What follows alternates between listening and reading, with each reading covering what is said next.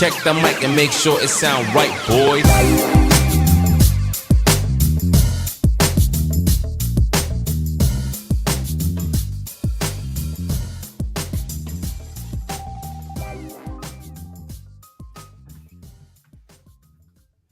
Welcome one and all to the Defiant Takes Football Show. I'm Max Dean. You can find me on Twitter at TheMaxDean, and I am here with Nick Merriam, our Director of Draft Content and Scouting, and Kyron Samuels, our offensive line expert and insider. And we are here to go over some 2023 prospects. We're going to rank them, tier them, really, to be perfectly honest. And then we're going to talk about the NFC North offseason to preview. So we're going to talk about what they might be doing in free agency, the draft, what team needs are, and what some primary storylines are. So the first thing we're going to do are prospects, and there's no one better to help out with that than Nick. Nick, how you doing today? Doing well. Really tough Duke-Syracuse game this weekend, which was just kind of over at halftime. But the DC Defenders won last night, so that's cool. DC football's back, baby. Yeah, I need to check out what's going on with the other leagues. I've been so busy, but I'm curious to see what the quality looks like. Kyron, how you doing, man? Doing pretty good, man. Had a good time watching those games this weekend, so it'll be fun to get into those a little bit more for sure. It was my grandmother's birthday yesterday. She's 88, I believe now, and so the whole family's in town, which is why we're going to Legoland today, which is also why I'm hopping off the show about halfway through. I'm going to let you guys take over and roll through the NFC North, so that's going to be all you. And of course, we couldn't do that or anything else without our producer, Noah Ashley. What's up, Noah? Not much, man. Just getting some of the banners and stuff done. But yeah, excited for the show. Appreciate you. Yes, I'm excited to talk about some of these players as well. So I still haven't done my deep dive into all of our incoming prospects. I've gotten to watch a few. Some of them have been pretty fun. So I'm looking forward to it. But you guys can share the load with some of that. But since we have so much to get to today, without further ado, let's jump right into it. So I suppose we will do running backs first, right? It's a pretty good running back class.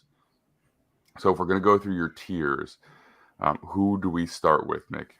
Yeah, so if we're going from top to bottom, we're not going to get to see all the tiers because, unfortunately, like this class is just so good that it's really top heavy. But there is only one blue chip guy, and I'm certain we've heard many people talk about him, and it's Bijan Robinson. He's going to fit into the blue chip tier. Number one running back. He's the one guy in this class I'd take in the first round. I'd even would be okay with taking him top 20 because I do think he is that type of talent at the running back position. There are teams that are going to have him higher in terms of grading than they had Zeke, and they had Fournette, and they had Saquon Barkley. I've heard from a couple people that that's the case already, and it's because of his ability really to do quite about anything. It's very similar to what we saw from Saquon when he was in college. He's a 3-down runner. He's a guy that can line up and catch passes if you need him to. He's kind of got the power style. He's got the speed style. He makes you miss in space.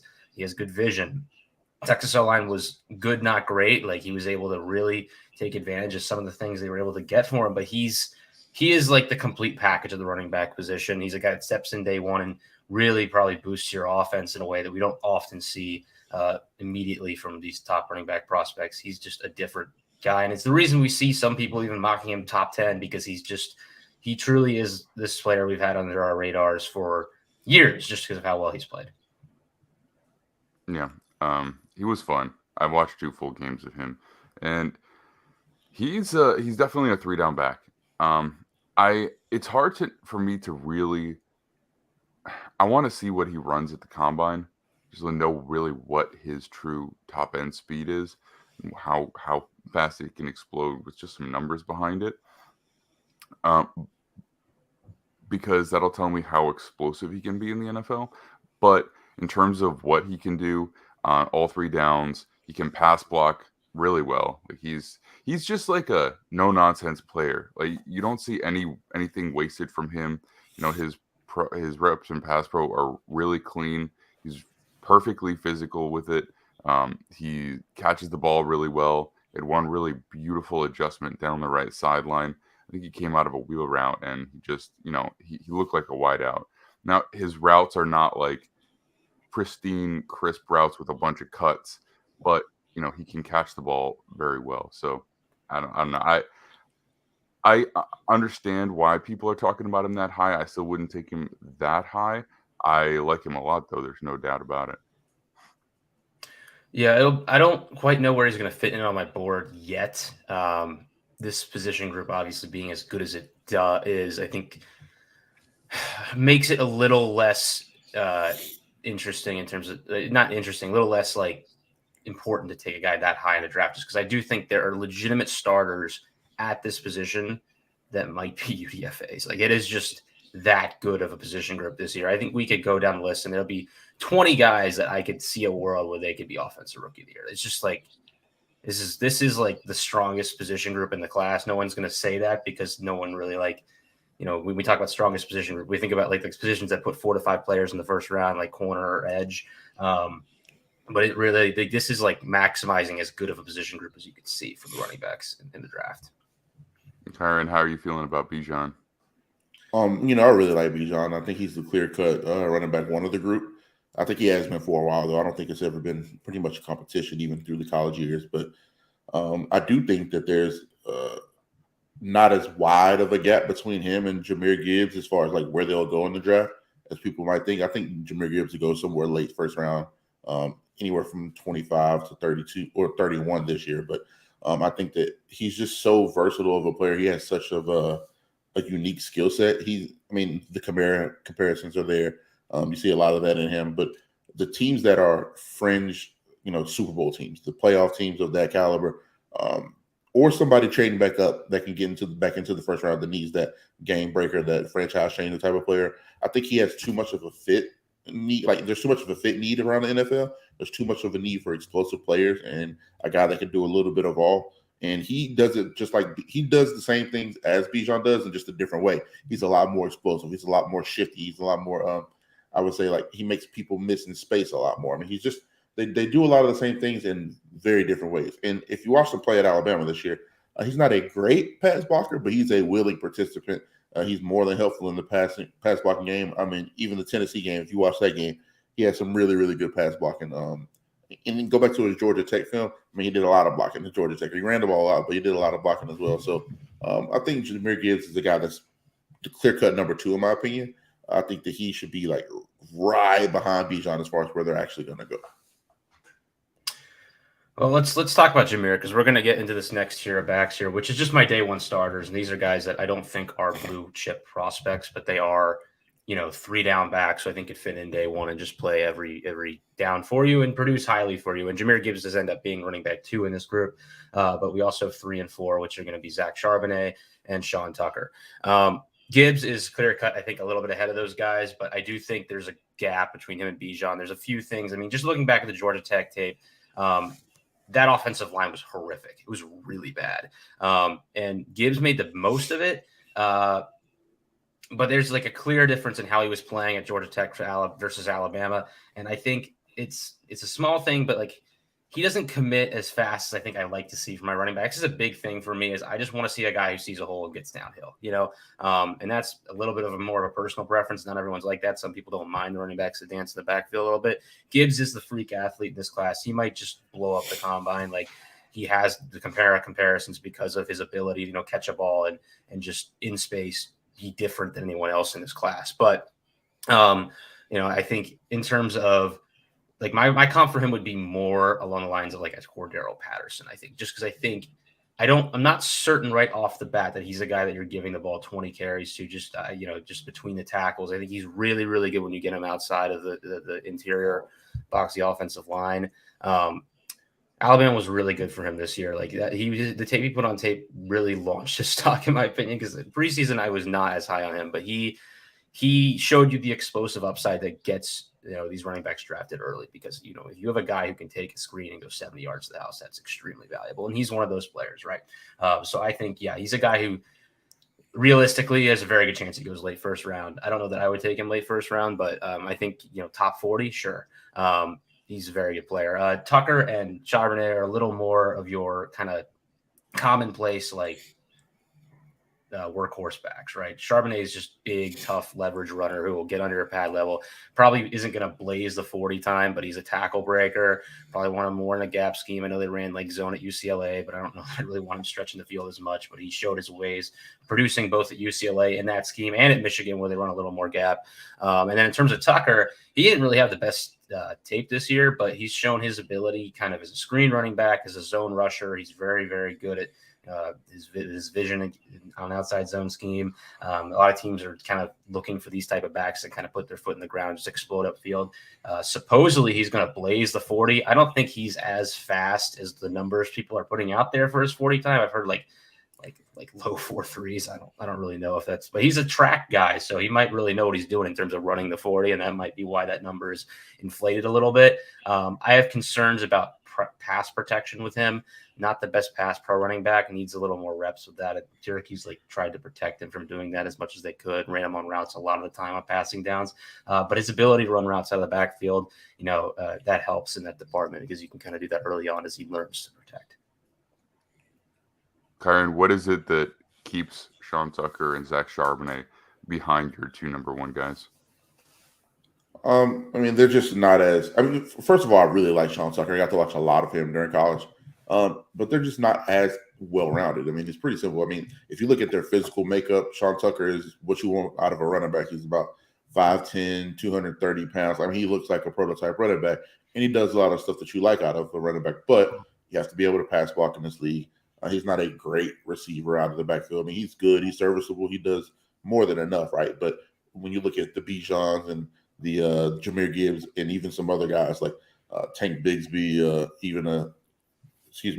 Chris Rodriguez out of Kentucky. There's a lot of guys that offer you probably a little more well-roundedness, but the upside, like he just talked about, even if he didn't run the 4.32 or 4.34, if he runs 4.48 at the combine, that's a great number for a guy that size, 230 pounds.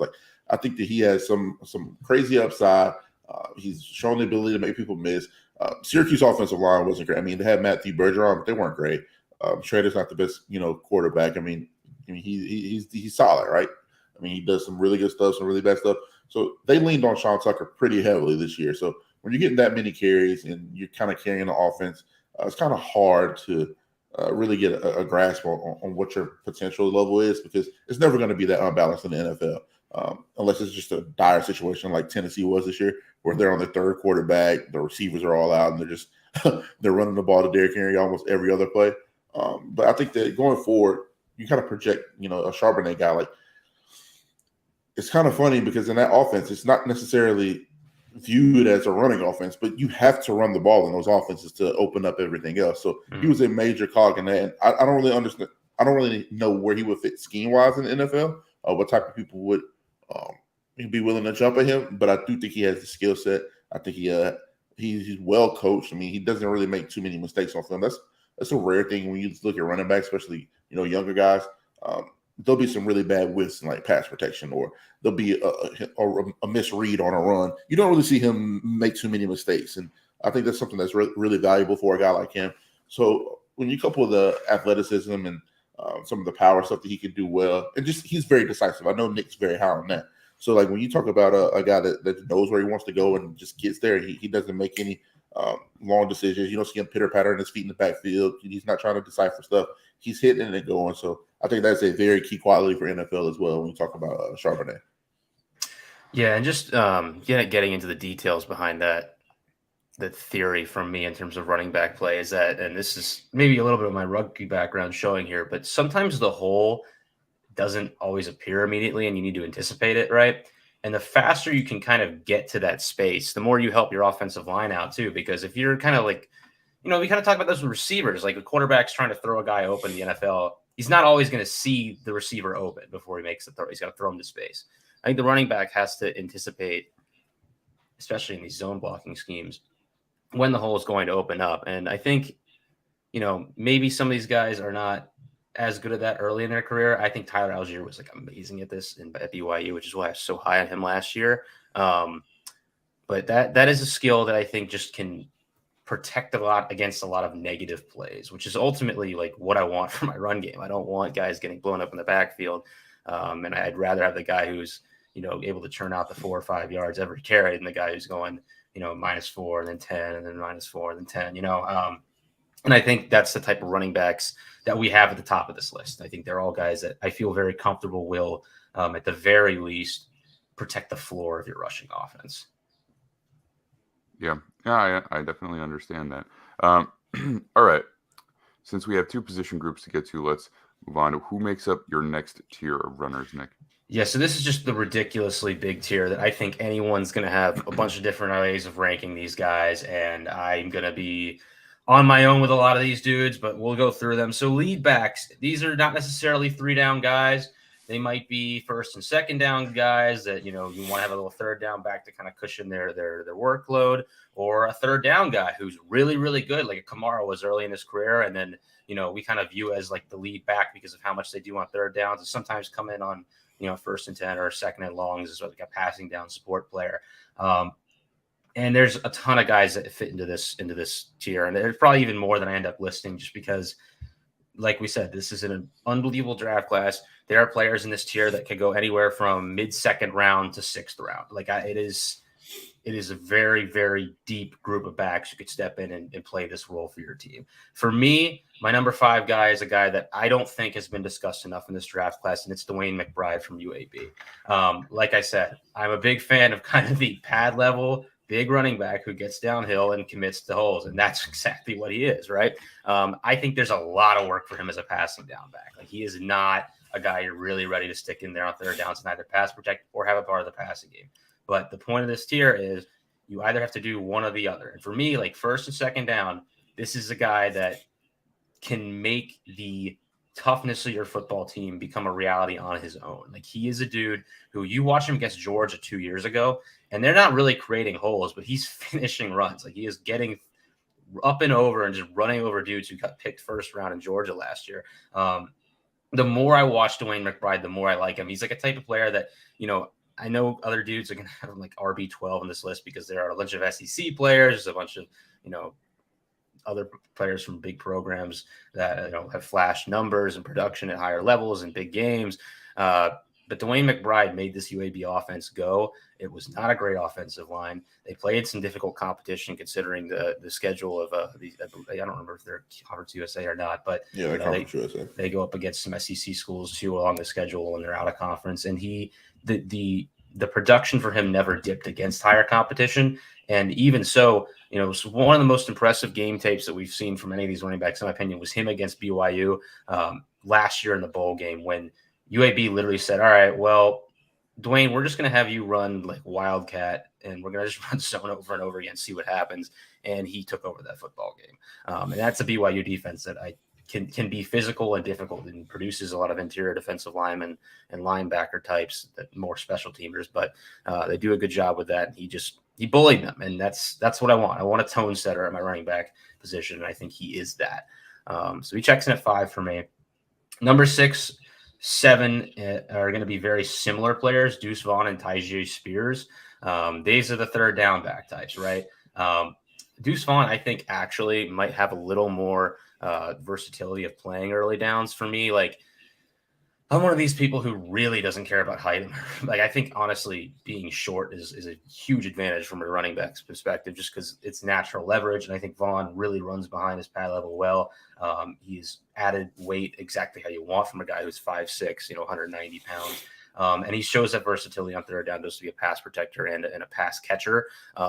He's going to get Darren Sproles comparisons because of the Kansas State thing. And honestly, like, his game is very similar, right? He is the kind of shifty, shorter, mighty might running back who can create plays that you don't necessarily see from most third down backs. And I'm excited for where he ends up. He might see his stock hurt just a little bit because he is maybe a type of back that people think you can find more later in the draft. And I think he's special on his own, though, and I'm excited for him. Tyjae Spears, we saw at the Senior Bowl, very similar player. I think he starts out as a third down back early on, but also he might have a higher ceiling in terms of what he can do on early down. It's just because of what we've seen him do at Tulane when he was more of a workhorse. We talked about how great his acceleration was, his burst, getting, once he gets to the second level, he's just hard to catch. But we saw his deceleration on full show against other players at the Senior Bowl, mostly as a pass catcher. But honestly, in the run game as well. Just really shiftier than I thought he was going to be. A guy that I think the speed of the game, we kind of don't necessarily see at Senior Bowl. People like to say is like, oh, it's NFL players. So you kind of expect that they're ready for it. I would have liked to see him produce maybe a little bit more against top competition. Obviously, he was amazing against USC, but I'm not, that defense was not so great. So we'll see really how that translates. But I'm excited for him just based on how he played at the Senior Bowl. And then 8, 9, 10 are more guys that are more normal, first and second down backs, Kendre Miller, Kenny McIntosh, and Tank Bigsby, who are all in their own rights, guys that, again, like if you took earlier on this list, like I wouldn't be upset because I think they're all really good players. Miller, I think, really hurt TCU's offense in the bowl games, like not being in there. I don't know that would have really made a difference against Georgia, but clearly was like a big part of their offense. Is kind of like the 6', 220, workhorse back who kind of fits into, he's like a lesser version of some of these backs who are higher up on this list who are full 3-down guys. I'm less excited about him maybe early on as a passing down back. We'll see. Some people seem to think that he is ready. Kenny McIntosh, I was really impressed by how he performed the Senior Bowl as a pass protector in the passing game, as a decisive runner. Just because of the way Georgia's offense operates, they don't really lean on one back consistently. I generally am a little lower on some of their guys coming in the NFL. They also kind of have, I don't have the measurables for McIntosh off the top of my head, but they generally have smaller backs too. And that's a team that's extremely physical and does a good job to create opportunities for their skill positions. But he's a guy also like Zamir White last year was just a freak athlete and just goes in the 4th round because they were good running backs. But I think Kenny's one of those players. And then Tank Bigsby really could be higher on this list. I think the problem with him is he had a really long college career. I think his best play was probably earlier in college. But again, a guy that will play 3 downs if you need him to. I'm a little more concerned about him as a pass catcher. I don't think his leverage his pad level is great, but he is, for his size, his ability to make players miss at the second level, his creativity is really impressive. And another guy that just, if you get him somewhere in that, 3rd to 5th round range, could be one of the better starting running backs in the NFL if things go right for him. I love Deuce Vaughn. I need to watch a little bit more to see how exactly I project him. But when you see him function as a lead blocker at 5'6", taking on a linebacker, and getting in there and actually making a block, it says a lot about you. I enjoyed watching him. Kyron, who stood out to you on this list in terms of a guy you really like, or perhaps a guy that you feel should be ranked differently? I'm a lot higher on Tank Bigsby than a lot of people are, just because I watched a lot of those games, and I the difference between the offensive line his freshman year and his last 2 years, it was stark. I mean, the turmoil with the coaching situation, changing coaches mid-year. I mean, there's just so much that went on with that team. And the one concept was Tank Bigsby being able to run the football. At times, it's just like he didn't get enough carries because of how well he was playing. And I think that going forward, he's never going to play on an offensive line that bad again. Even bad offensive lines in the NFL are a lot better than what he was playing behind the last couple of years. So I give him a lot of bill in that aspect. He's gone over 1,000 yards all these years. I think what he does well is he sticks his foot. He's not quite as decisive as some of the other guys, but when he sticks his foot and gets downhill, he's as effective as anybody in this draft class. And he showed he is a big guy. I think he's about 6 foot, 195, 200. He's a big kid at running back, tall kid, but he's shown the ability to make people miss in space. You turn on some of his tape. I mean, the Mississippi State tape is incredible. He's had some really good games against Georgia, Alabama. The best of the best is what I'm saying. When he plays really good teams, he's played some of his best ball. I think that he also has a really good opportunity to fall to a team that needs a back. Who's to say a Buffalo Bills sitting there or a team like that in the 3rd round couldn't take a guy like that, or even I wouldn't be shocked to see the Kansas City Chiefs move on from Clyde Edwards-Helaire at another young back opposite Pacheco. So I think he has the unique opportunity to fall to a really, really good team, and I think that'll help him out a lot. And also, I really do love Deuce Vaughn. I mean, I wrote an article about him pre-championship weekend before they played TCU, and then another one before they played Alabama. And he had 2 really good games. I mean, even the Alabama game, he was kind of shut down after the first quarter, but he had over 110 all-purpose yards. He had an 80-something yard touchdown. against Alabama in the first quarter. You saw a lot of the makeup, what makes him such an exciting prospect.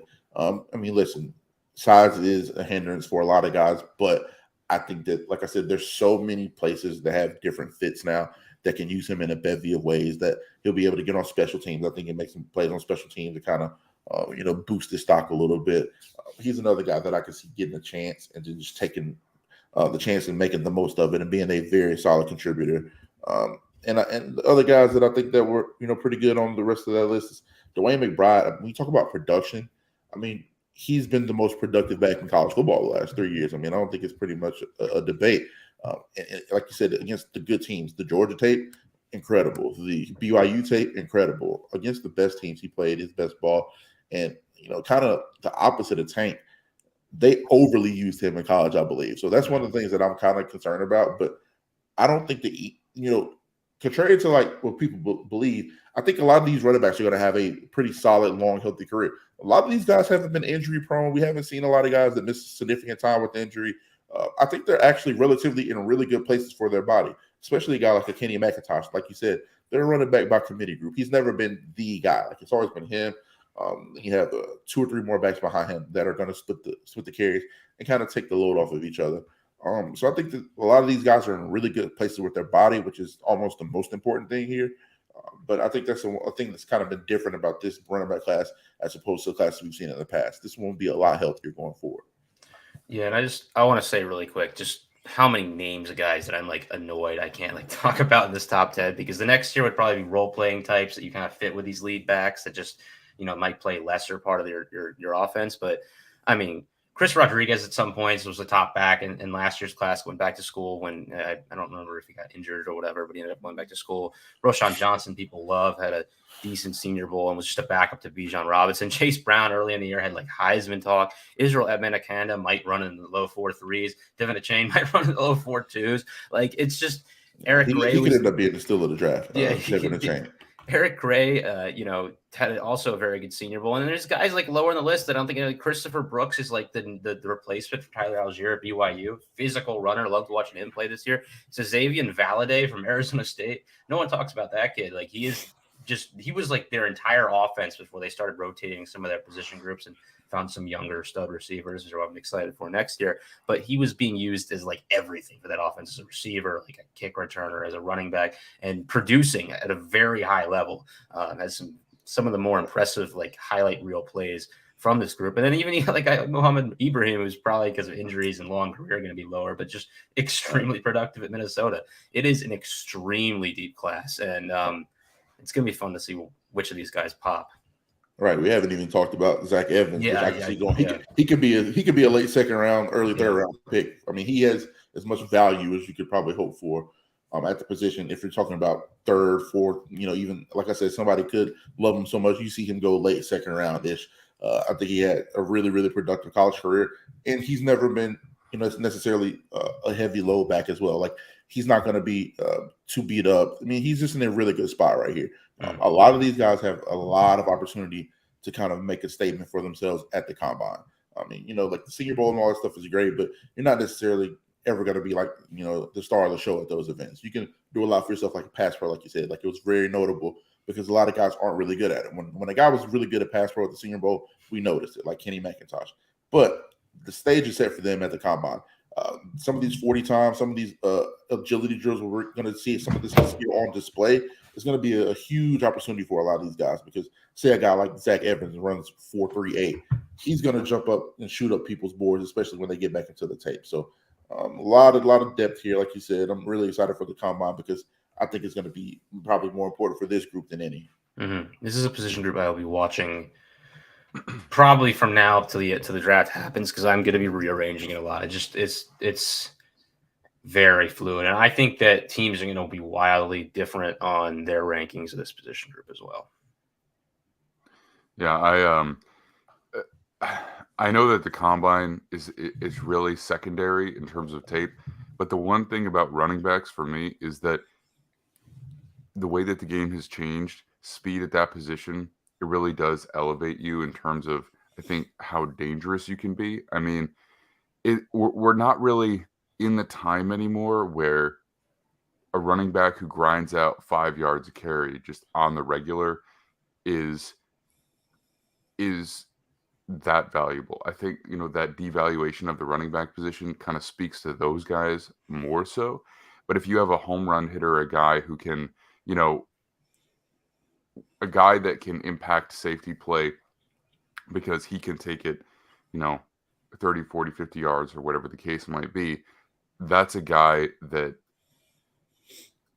is genuinely dangerous, and I think even if you're not a great receiver, if you have that kind of speed, you can kind of formulate some of that stuff. So if you've got guys who are at the top of the list that run a low 4.4 to a high 4.3, that puts you in first round conversation for me personally, like the way that I feel about it.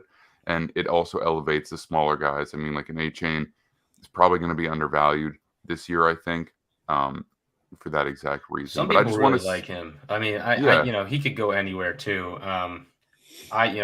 His usage at Texas A&M was strange at times, and I don't think we ever got like a full idea of what he would be as an NFL player. He could be like an amazing kick returner, we'll see. But he's going to be a threat, and it's going to be, maybe he plays receiver. He's just, that speed is extremely valuable and rare. Well, it's just the reason I say it more than anything is that there are going to be teams who look at this deep running back class and then they're like, okay, well, I can wait because I can't get this type of player later, but I can get this type of player later. And so what'll happen is not only would you normally be able to get this guy later just because the pure number of them, that process will push them farther down. So you're going to be starting to get like legit players in the 4th or even 5th round. And with A-Chain, who knows where that ends up. But that will do it for the running back rankings. And again, we'll monitor all of this and update our boards as we get through the combine and closer to the draft itself. But let's talk about some of these tight ends because this is a little bit interesting because this is a kind of about your preference and your flavor. So let's talk about your top tight ends, Nick. Yeah, so I only do a top 5 for this position kind of this early because it's just this is like the weirdest position for me in terms of like ranking a top 10, just because I feel like a lot of years you kind of get past the top 5 and there's a lot of blocking guys that I think are kind of similar, and we kind of have to really dive in a little deeper to figure it out. And there is another position group that I think year to year teams will very much disagree from like the 4th round on who is actually worth taking. But I think at the top, the top 4, we're pretty consistently seeing the same 4 guys get ranked. Tiering wise, the way that I have this set up, it's maybe not completely the way I would look at it, but based on the way that SIS has us do this, and I'm kind of sticking to their draft tiering, I have them in sort of 2 different tiers, these top 4, but let's just talk about it. So there's no blue chip tight ends in my opinion in this draft class. I don't think that's like a crazy take. I think everyone agrees with that. There's no Kyle Pitts. But in terms of day 1 starters, the first thing I look at in this first tier is guys who can play both kind of the Y position, inline, and the H position. So if you're catching on here, like a lot of these tiers are kind of positional role based. Versatility matters. And this is maybe a take that not everyone at the company would agree with me initially with, but I have Darnell Washington as tight end 1 because I think he can play both positions really. And he's not like the most normal H-back, obviously, like out wide in the slot, but some of his best blocking reps are in the slot, right? Like this is a guy that they would throw screens behind and just let him loose. And he runs downfield like a tackle, right? And he's able to kind of just shove safeties to the ground with violence. But we've seen him in line block unbelievably too. He handled Will Anderson pretty well in the national championship in the run game. He's one of these guys that I think like day 1, his understanding both of how to protect like the main strategy of a run game by getting his body, on the right side of a rushing lane, but also just the power and the strength and really the way he's able to, at the very least, get some leverage despite being 6'7" is extremely impressive. And, his long stride, his size, his wingspan as a pass catcher is intriguing to me. I think he needs to develop a little more. He's so big that he's not a guy you want running routes like every other play. We saw Georgia take him off the field in 2-minute situations because it's just too much running for him. But at least that's what I assume. Maybe there's something else going on there. But his highlight reel catches are more impressive than any tight end in this class by far. And we've talked about this position group before, Max.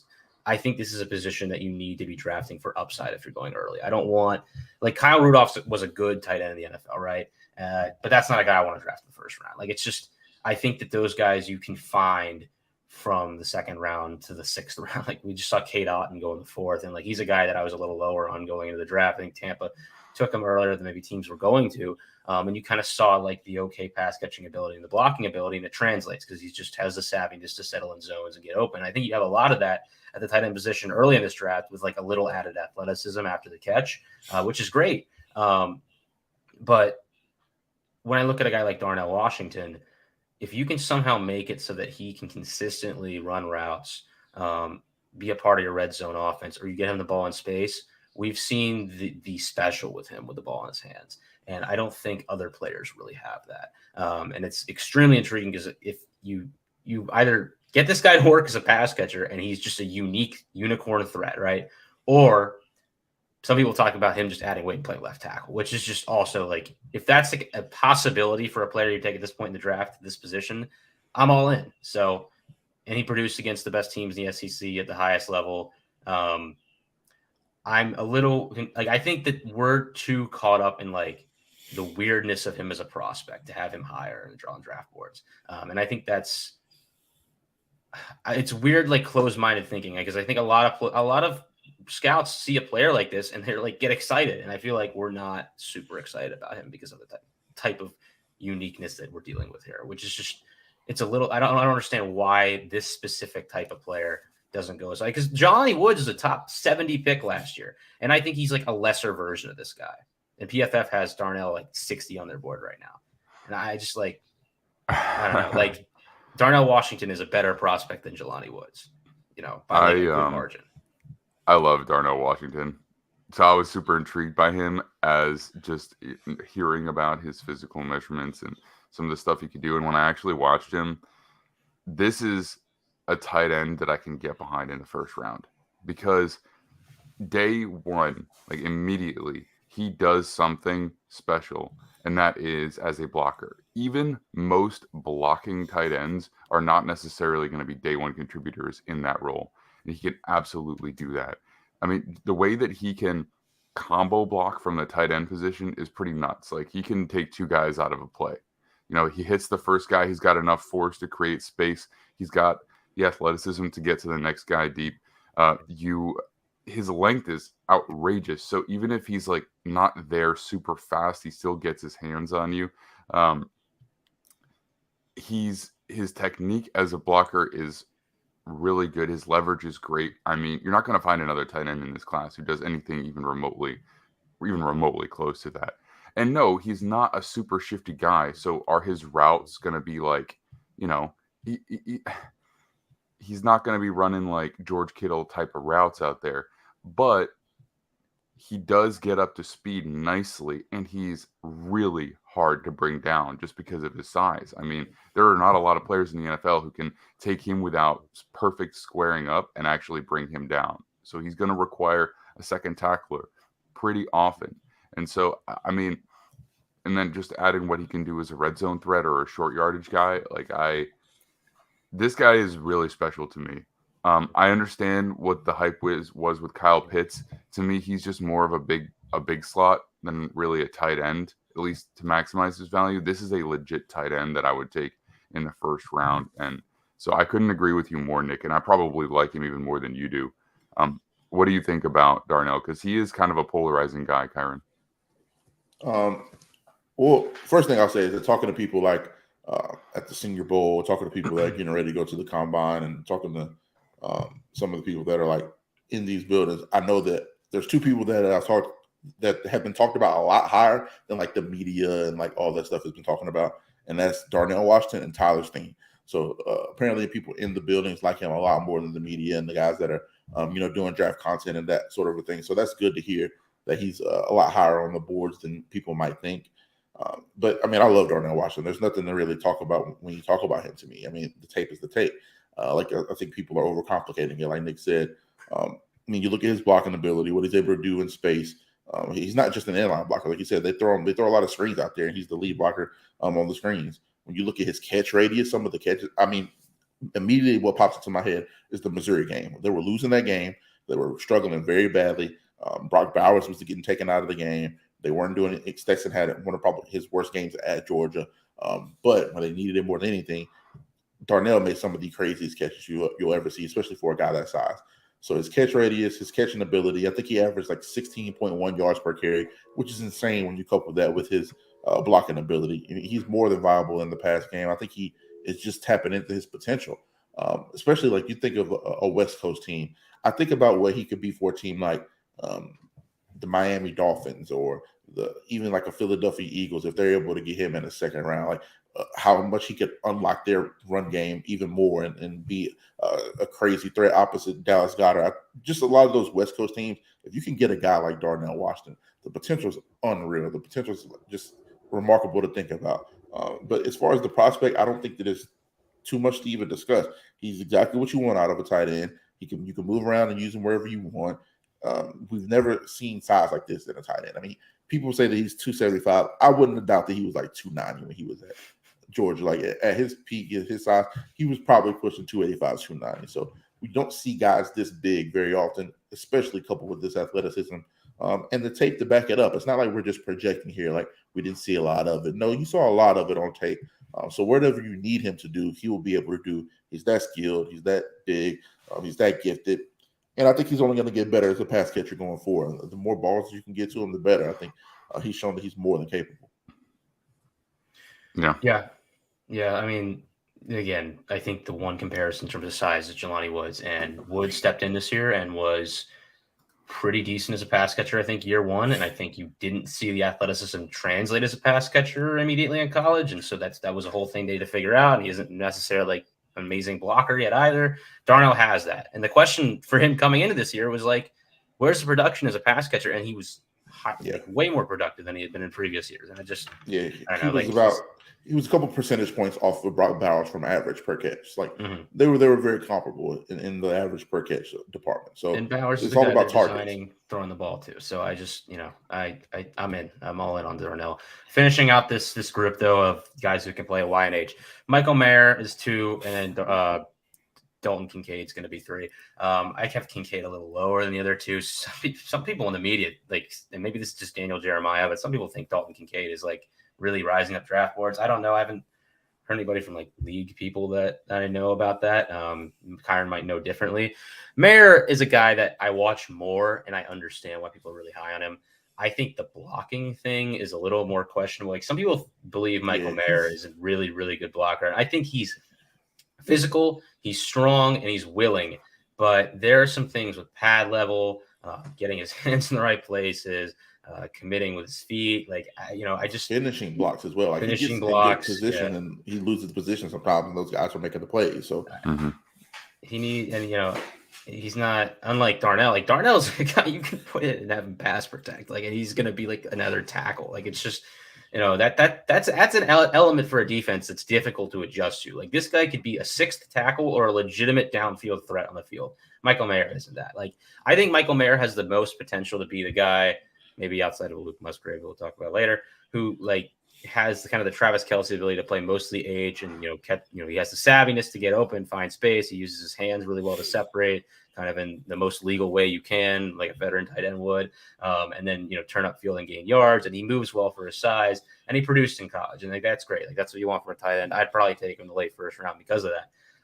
But the blocking thing, I don't think is as certain as some people are putting out there. And the ceiling of his pass catching ability is high. But we do this, right? We find guys who are good athletes at tight end position. We know that you have to be that to become kind of the difference maker, George Kittle and Travis Kelce types. But also the George Kittle and Travis Kelce types, we had a hard time identifying, right? Like this is a difficult position to scout. Like it is hard. And I'm more willing to bet on a guy that looks different to me in college than anyone else in Darnell Washington than a guy like Michael Mayer, who we're trying to hope that he is another version of something we've already seen, And I think it's possible. And I think in the right situation, he could be very good. But I think he's more likely to fit into that Kyle Rudolph realm of he's a good tight end. TJ Hawkinson, he's a good tight end. But I'm not certain, we saw the Lions, they trade TJ Hawkinson and their offense really didn't seem to be, he's a good player. He can play Y and H. But I'm not certain unless Mayer really hits that Kelsey ceiling, the difference maker ability of him on a roster isn't high enough for me to be like thrilled about him as a top 16 pick like we're seeing. And then Dalton Kincaid is like similar to a lesser extent. I don't think he's as good of an athlete. He might be a better blocker. Utah runs the ball pretty well. They run a lot more 13 personnel maybe than Notre Dame does, which we kind of saw Dalton get used as like this kind of covered up tight end blocker a lot more. But they also, they used him in a lot of different ways in the passing game. He was one of their better pass game threats. He's just older as well, which I'm not thrilled about really with a lot of my prospects, especially at the tight end position, because it's just like, again, this is a position group that you're hoping a guy can develop into something much better, has some potential we haven't tapped into to become like those Kelsey Kittles. And if you're, 26 years old entering the NFL, it's less likely that your development curve is about to hit a maximum here. But is there a guy like early second round, maybe mid second round? Like I see why, you could fit him in and he's a starter for you and you don't have any problems at position group for a little bit. I don't know. I didn't love Kincaid as a blocker. I felt like he was I think he's a better athlete really than anything, and he might get where he needs to go, but I didn't feel like he played with the physicality necessary. I mean, that doesn't mean it can't happen. He needs, technique work and everything. But I mean, with some of these guys, it's like you said, the chances that this guy is going to come in and be an immediate player are pretty low, in my opinion, unless you have a very specific role that you've designed for them. And I don't know. I agree with what you guys said about Mayer, but I didn't feel like Kincaid was a better blocker. He might be a better athlete, a more shifty athlete. So I get the projection there, but I'm definitely not as high on him as that, I think, as a high second rounder. But that's just my opinion. I feel differently about tight ends than a lot of people do, though. That's kind of established. The competition level that Mayer's going up against is better as well. But go ahead, Kyron. Sorry. Yeah, but no problem. But I love Kincaid. I'm one of the guys that are really, really high on Kincaid because of the versatility. I mean, you see how they use him a lot. Utah is one of the more versatile offenses in the country. The amount of personnel groupings they use, the amount of the actual players within the personnel groupings they use, they move guys around a lot, right? And one of the constants has been Dalton Kincaid. And I love the other guys coming up. Brent Kuthi, he's going to be one of the good guys, coming out this next year. But when you talk about those two guys, they are really good blockers, in my opinion. And they ask him to do so much in the run game as well. They ask him to be, attached a lot and taking on a lot of these guys. I mean, put on some of that USC tape and you watch them go against some really good defenders, some really good edge guys. I mean, they were incredible. And then you talk about his ability as a pass catcher. I think that he's one of the guys. And we'll talk about a couple other guys here because I got one guy that I really love. But he projects to be a much better he has the ability to be a more explosive player on the next level as far as the passing game goes. I think why wouldn't a team like a Kansas City be drafting their Travis Kelce replacement? Or there is no Travis Kelce replacement, let's just be clear. But why wouldn't they draft somebody in that vein that they think can mold into that role? Like I said, why wouldn't some of these West Coast gurus that need a tight end? I mean, Kincaid with Justin Herbert, in Los Angeles, I mean, that would be a great addition for them. I think a team like the Los Angeles Rams, Sean McVay, I think they need a really like game-breaking tight end, right? A guy that can help them in the passing game and that can help them in the run game. I think Kincaid is a guy like that. And I in 100% agreement about Michael Mayer. I think he's probably the most solid prospect right here. He is what you see on tape. I mean, he's very solid and he's very solid blocking. He's very solid. He does everything well, right? TJ Hawkinson would be my pro comp for him. I think him and Hawk are very similar. I think that, I think the Kincaid can project to be more like a Dalton Schultz type. If you get him in a Dalton Schultz type role that Dallas has that kid in, I mean, I think he can excel. Dalton Schultz had a great the last couple years. He's getting ready to get paid this offseason. So I think Kincaid can fill that type of role for a team where they can get him in there and he could do a lot of stuff. I mean, Brian Dable could definitely use a tight end in that offense. I mean, there's a big need for tight end across the NFL, and I think this is probably the deepest the class has been in a very long time. So I'm pretty excited about the tight end class this year. Mm-hmm. Yeah, I mean, go ahead. I was just going to say that I need to get deeper into it because Kyron's excited by some of these guys towards the back end that I haven't maybe watched as much. And we're going to talk about those in a second. But go ahead. Yeah. I mean, I don't disagree with anything that you guys said. It's to me, it might come off as nitpicking or overly critical, but I just feel differently about the tight end position because to me, it's extremely rare that there isn't like a notable amount of projection, even more projection than some other positions. So I always push him a little bit down in terms of where I want to take him because part of what makes rookies so valuable is the fact that their contract is far lower than a veteran that might be able to produce at a similar level.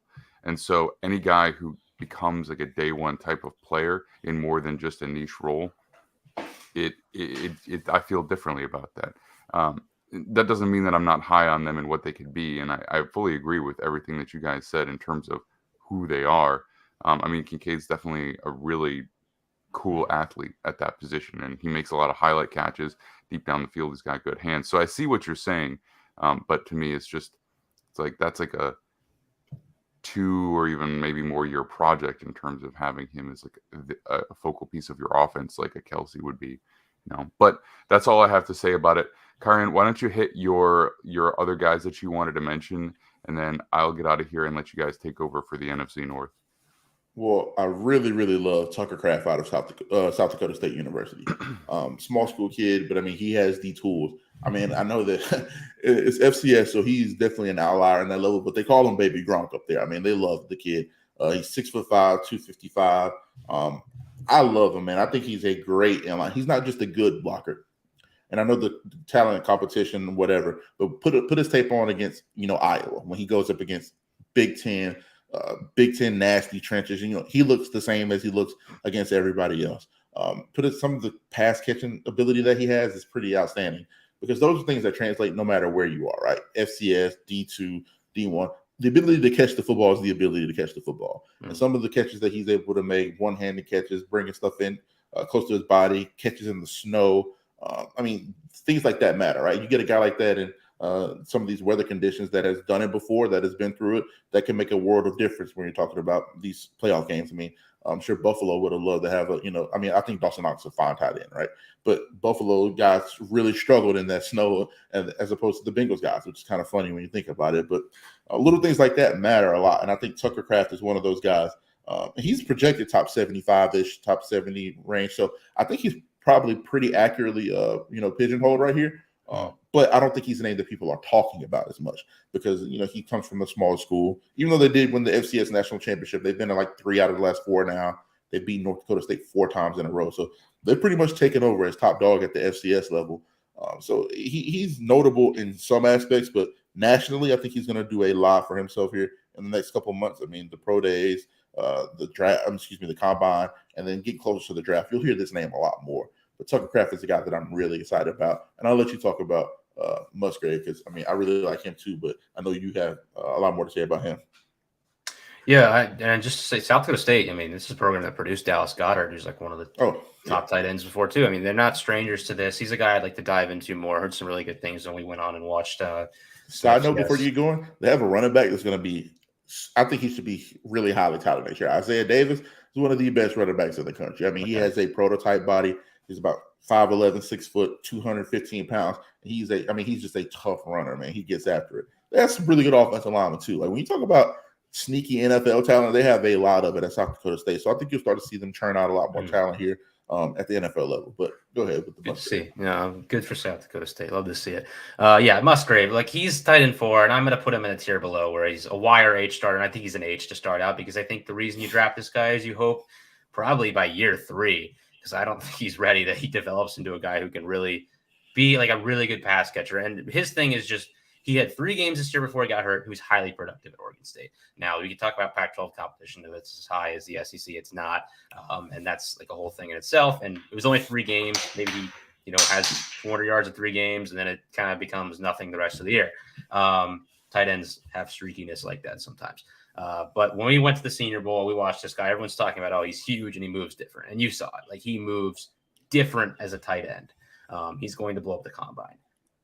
I'm not certain it translates yet to him being an NFL pass catcher immediately that can produce. I think he needs some work as a route runner. I think he's ready if the role is correct, man. Okay. Like, I agree if the with role that. is right, because I think one thing that's cool about how you do it though, it's pretty pragmatic. Like if the guy isn't able to do this X, Y, and Z, you're not as high on it, which I really do love about that. I think more people should be responsible when we're doing this draft content, when we're projecting guys, because this is how you get guys that are probably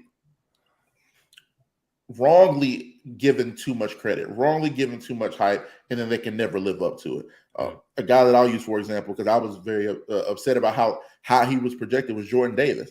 I was like, calm down a little bit. Actually watch the tape. If you watch the entire tape, you watch those entire games, he was very highly ranked. And I get some of the stuff that he was able to do was freakish, right? And you project a lot of that stuff. But I think the media hype behind him was so insane. And then the fact that he wasn't quite able to live up to that, people are really down on him now. People are making montages about his worst plays. And it's because of the hype machine that created this in the first place. So thank you for doing that. But I think Luke is a guy that you can find, put him in the right situation, and I think he can excel right away. I mean, look at a team like the Chargers, right? They're on a team that's really committed to running the football anyway. So it's not like he's going to have to do a ton of, inline blocking of that sort. Get him with the Justin Herbert, get him out there running, 10, 15 routes a game. I think him and Herbert is a duo that can make a lot of sense and that he can get on the field early, and Herb's going to get you the ball. Let's look at Jacksonville. You just want a good pass catcher, a tight end for Justin Herbert. Well, yeah, him. I mean, Jacksonville, you get a guy down there in Jacksonville. I really want, I'm a Dolphins guy. I'm trying to get, as many guys to the Dolphins as possible, but I want Darnell because I think Darnell can do a lot for the run game. But, they don't necessarily need a lot of help in the run game in Jacksonville, but Trevor Lawrence could use a game-breaking tight end. I don't know if they're going to be able to bring Evan Ingram back. I don't know if they're going to be able, what that situation is. But a guy like that, you could. There's enough talent in this draft at tight end where you can afford to let some guys like that go and use that money elsewhere. I think that.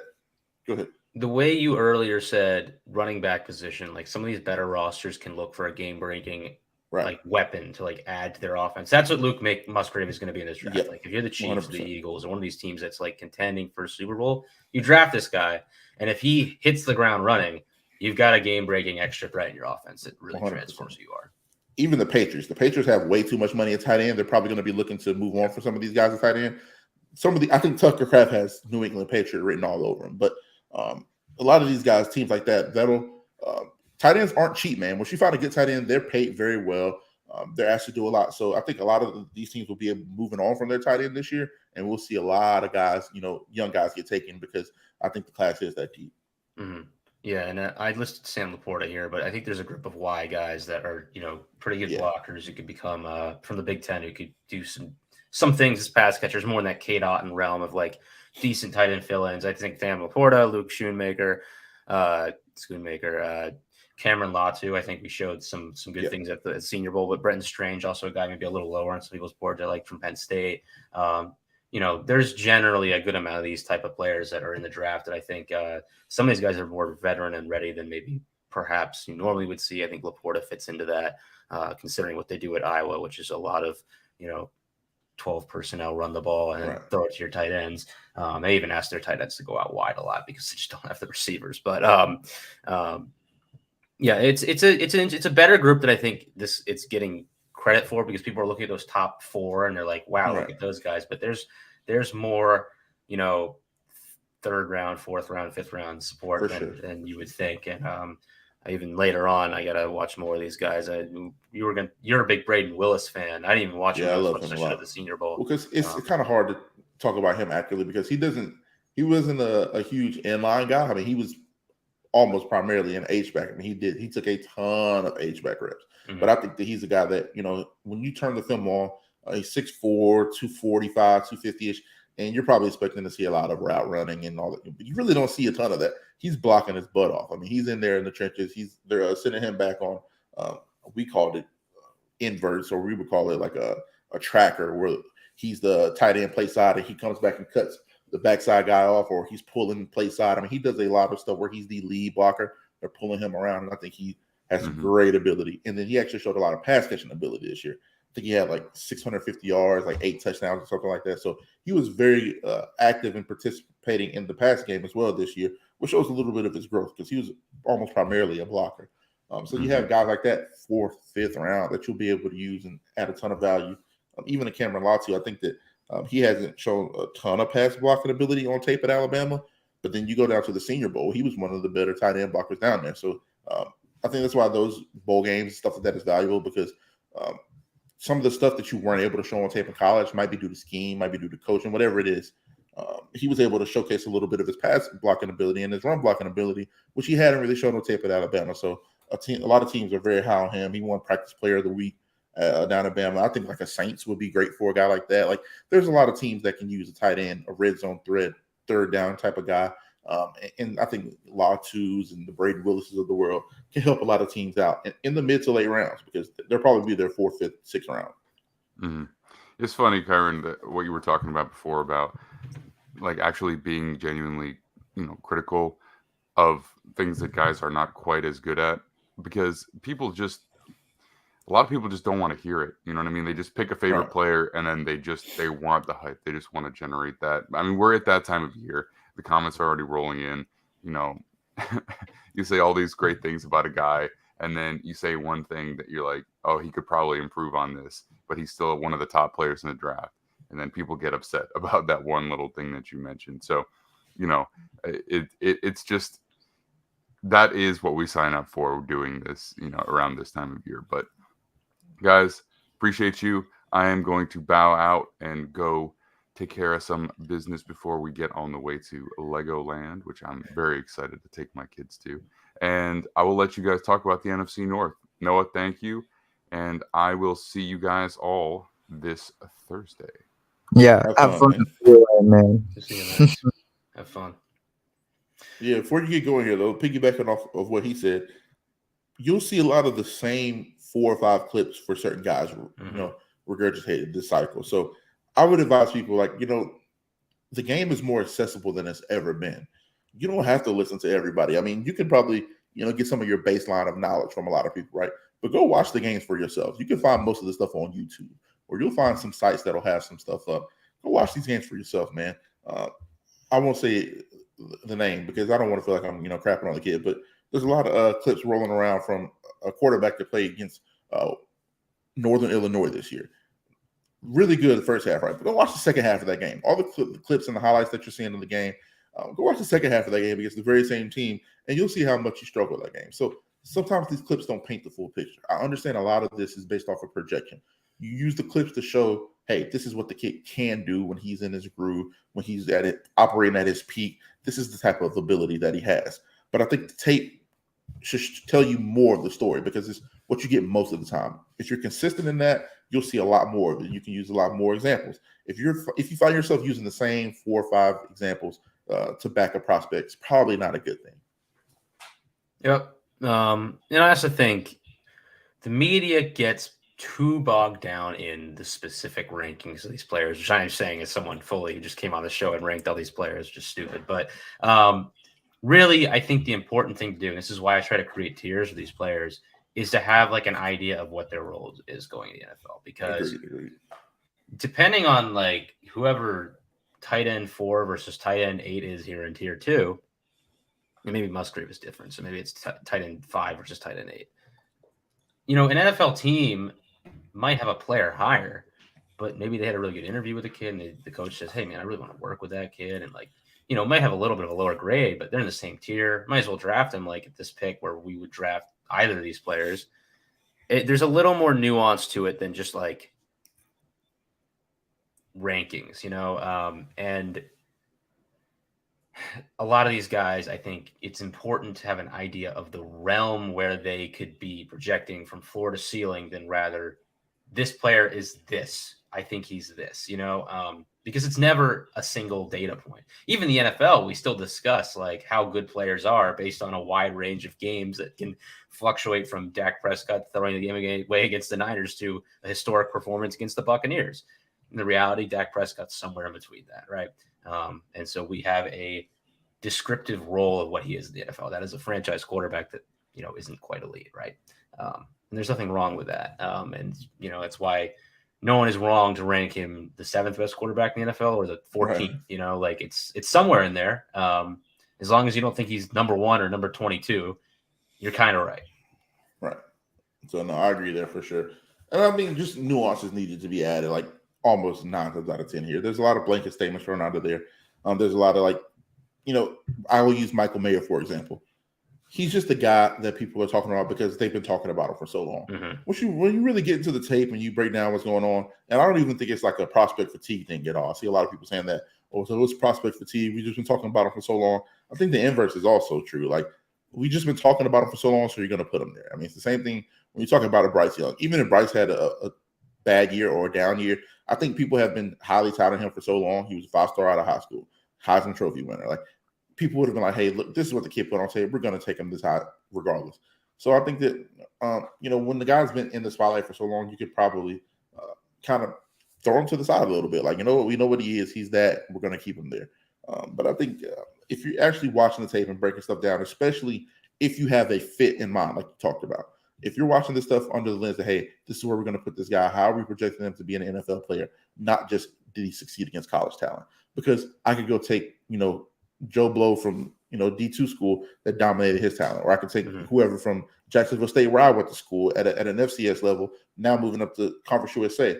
If they look really good against college competition, that doesn't mean they're an NFL player. There's levels to it for sure. So just know what you're looking at, and then get into the nitty gritty and where does this guy project as a pro? What system would he be able to fit in? Is how you should evaluate these guys. For sure. All right. Good discussion on tight ends and running backs. I'm glad that was a tough weekend. I was up in Syracuse trying to watch as much of those players as I could. Hopefully the receivers, I'll have a little more detail on each of them come this Thursday when we go over that position group. For now, let's look at the NFC North as we've been doing, previewing these divisions, division by division for the offseason. We have some things on each of these teams in terms of kind of an offseason storyline and position groups that I think they need to target. Let's go. No, let's just go in the order that I sent them to you. I believe the Packers were the top team, the first team that I sent. And so just positionally, when we look at Green Bay, this is a roster to me for years that really got by on having top talent and important positions and a lack of depth. And then I think, especially at quarterback, covered up a lot of the things that were wrong with that roster. And I think one of the most frustrating things that happened to me with any team's, projection was the offseason that we didn't necessarily know if Rodgers was going to play, and the Packers might have started Jordan Love, and people were like, don't worry, this roster's good enough. They'll still win 11 games. And I was like, I don't know, man. Like, it's like a 7-win team with Jordan Love as a quarterback. And I think they've done some good things, especially this last draft. I like their last draft, to build up some of that depth, especially maybe defensively, which maybe you don't see immediately because it's a younger defense and they need to let these guys get a little better. But they're in a place where they're probably going to release some players, release some cap. Rodgers might be gone. They might be adding some picks through that, and just kind of get younger and build up more of a structure for their new quarterback, Jordan Love, who showed some good things going into the last year's game against the Eagles. Which is, as much as like people like to crap on what they did in the Super Bowl, like that was a good defense. Let's not make a little too much out of what was going up against the Chiefs offense and, one game effectively. The Eagles had a very good defense last year, and Jordan Love deserves some credit for playing well against them. But I think the direction of the offense is going to be interesting and where they add positionally, because they've largely ignored the offense with high picks. And that's been a strategic approach. They've been really trying to make this defense good. And now because of it, although they have some good offensive linemen, they don't really have the full 5 set. They need more depth. They added some young receivers last year. Christian Watson and Romeo Doubs have shown some good things, but they need more depth there too. I think they need probably a tight end because Robert Tonyan might be gone. This is an offense that likes to be run first. I don't know how that changes with Jordan Love. It's probably going to be very similar, I would assume. Do you think there's going to be many differences between the offense with Jordan Love and the offense with Aaron Rodgers? Yes, but not in the way people might think. I think the bones of the offense will look the exact same, right? But the ability to create off-platform, the ability for Jordan Love to bail you out the way Aaron Rodgers did, making plays on the fly. People always discount how great Aaron Rodgers is running the football. On third downs when the pocket, collapses and, they're sending blitzes. He's one of the best in the NFL at extending plays and running out of the pocket and sliding and getting that first down. Aaron Rodgers does it every game. I can't think of an Aaron Rodgers game where I watched where he wasn't doing that extensively. So little things like that. The bones of the offense will look the exact same, right? But the ability to go off platform, off script, and make plays happen that Packers fans have just become accustomed to viewing. Like, you just used to seeing it because Aaron Rodgers is one of the 4 or 5 greatest quarterbacks to ever play the game of football. I think those are going to go away, and that's why Matt LaFleur and company have to maybe do a little bit better job of getting the tight ends involved. I think that they could use. I know Mercedes Lewis is one of the darlings of the NFL. I love the guy, but maybe you can use another versatile game-breaking threat at tight end. I think a tight end with some speed that can stretch the field a little bit for you. Maybe another slot guy. We don't know if Randall Cobb's coming back. I mean, I'm pretty sure he was pretty much tied to Aaron Rodgers, right? As long as Aaron was there, he would be there. But I think they have some needs on offenses. When we talk about speed, there's a lack of speed there outside of Christian Watson. And he's not necessarily as polished of a guy. He's running a lot of go balls, a lot of deep posts, a lot of deep outs, a lot of comebacks, stuff that gets him going vertically, right? Mm-hmm. You need a guy that can make it happen in the slot. You need a guy that people have to account for, because Tunion's a good player, but Tunion's never going to be like a game breaker type of guy for you. I mean, he has a lot of touchdowns, but he's not a Mark Andrews, Travis Kelce, George Kittle type guy where you're game planning for. So they need to add something in the slot there. I think the offensive line is going to be fine if they're healthy. The running game is really good, right? We know what we can get from Aaron Jones and AJ Dillon. So you don't really need anything in the backfield, but some speed or somebody at least to hold you accountable in the slot in the middle of the field is something that team is sorely missing. And I think that will help them going forward if Jordan Love is the guy. But I think that Jordan Love has shown potential. We saw a little bit of it in I believe it was the Eagles game when he came in against the Eagles. You saw some of what he could be, right? And this has kind of been the formula for Green Bay. I think he's going into year 4, correct? Year 4 or 5? Might be 5. Might be 5. So this is when we saw Aaron Rodgers, take over the fold from Brett Favre. This has kind of been like how they've done it the last 2 decades here. So it'll be good to see him get a chance this year. I think that's where we're headed. I think the longer this goes on, the more it looks like Aaron Rodgers won't be there or will retire. So one of the two will happen. But I think going forward with Jordan Love, they have an ability. They'll have a chance to be a very solid offense. And the good thing for them is that I don't think the division is overly tough. I know a lot of people are really high on the Vikings. A lot of people are really high on the Lions coming up. I think the division is up for grabs as much as any division in football. And I think they could be right there at the end of the year if they make some, more moves to be a little bit more versatile offensively. This is one of those weird divisions where the Vikings could be a better team next year and they could win like 3 or 4 less games. And the Lions could be a worse team next year, but they could win like 2 or 3 more games than they did last year. This is going to be an interesting one to watch play out, because I do think Green Bay is alive in it as much as anybody else, any of those 3 teams.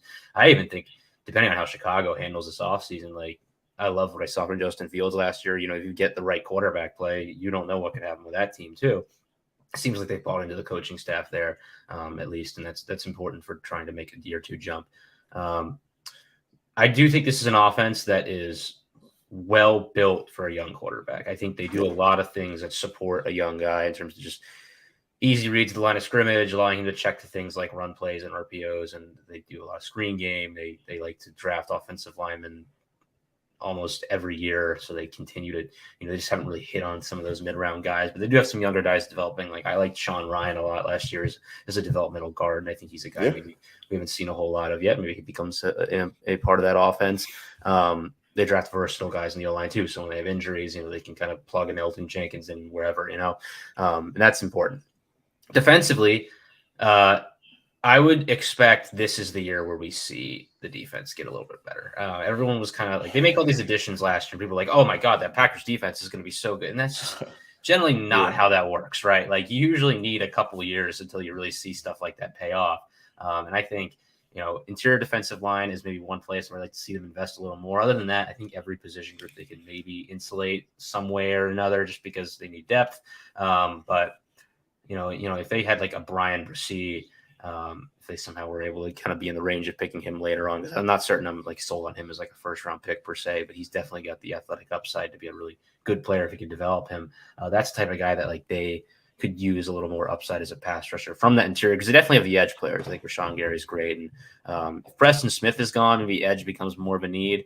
We did mock them edge in the or I mocked them edge in my mock draft. I gave them Miles Murphy, which is an interesting one because we have all these kind of big athletic edge types like Tyree Wilson. I don't know, he's not going to get to pick 15, but Green Bay, we've seen already once, Rashawn Gary is willing to take a 6'5", 275 guy who can move and play them as a stand-up outside linebacker.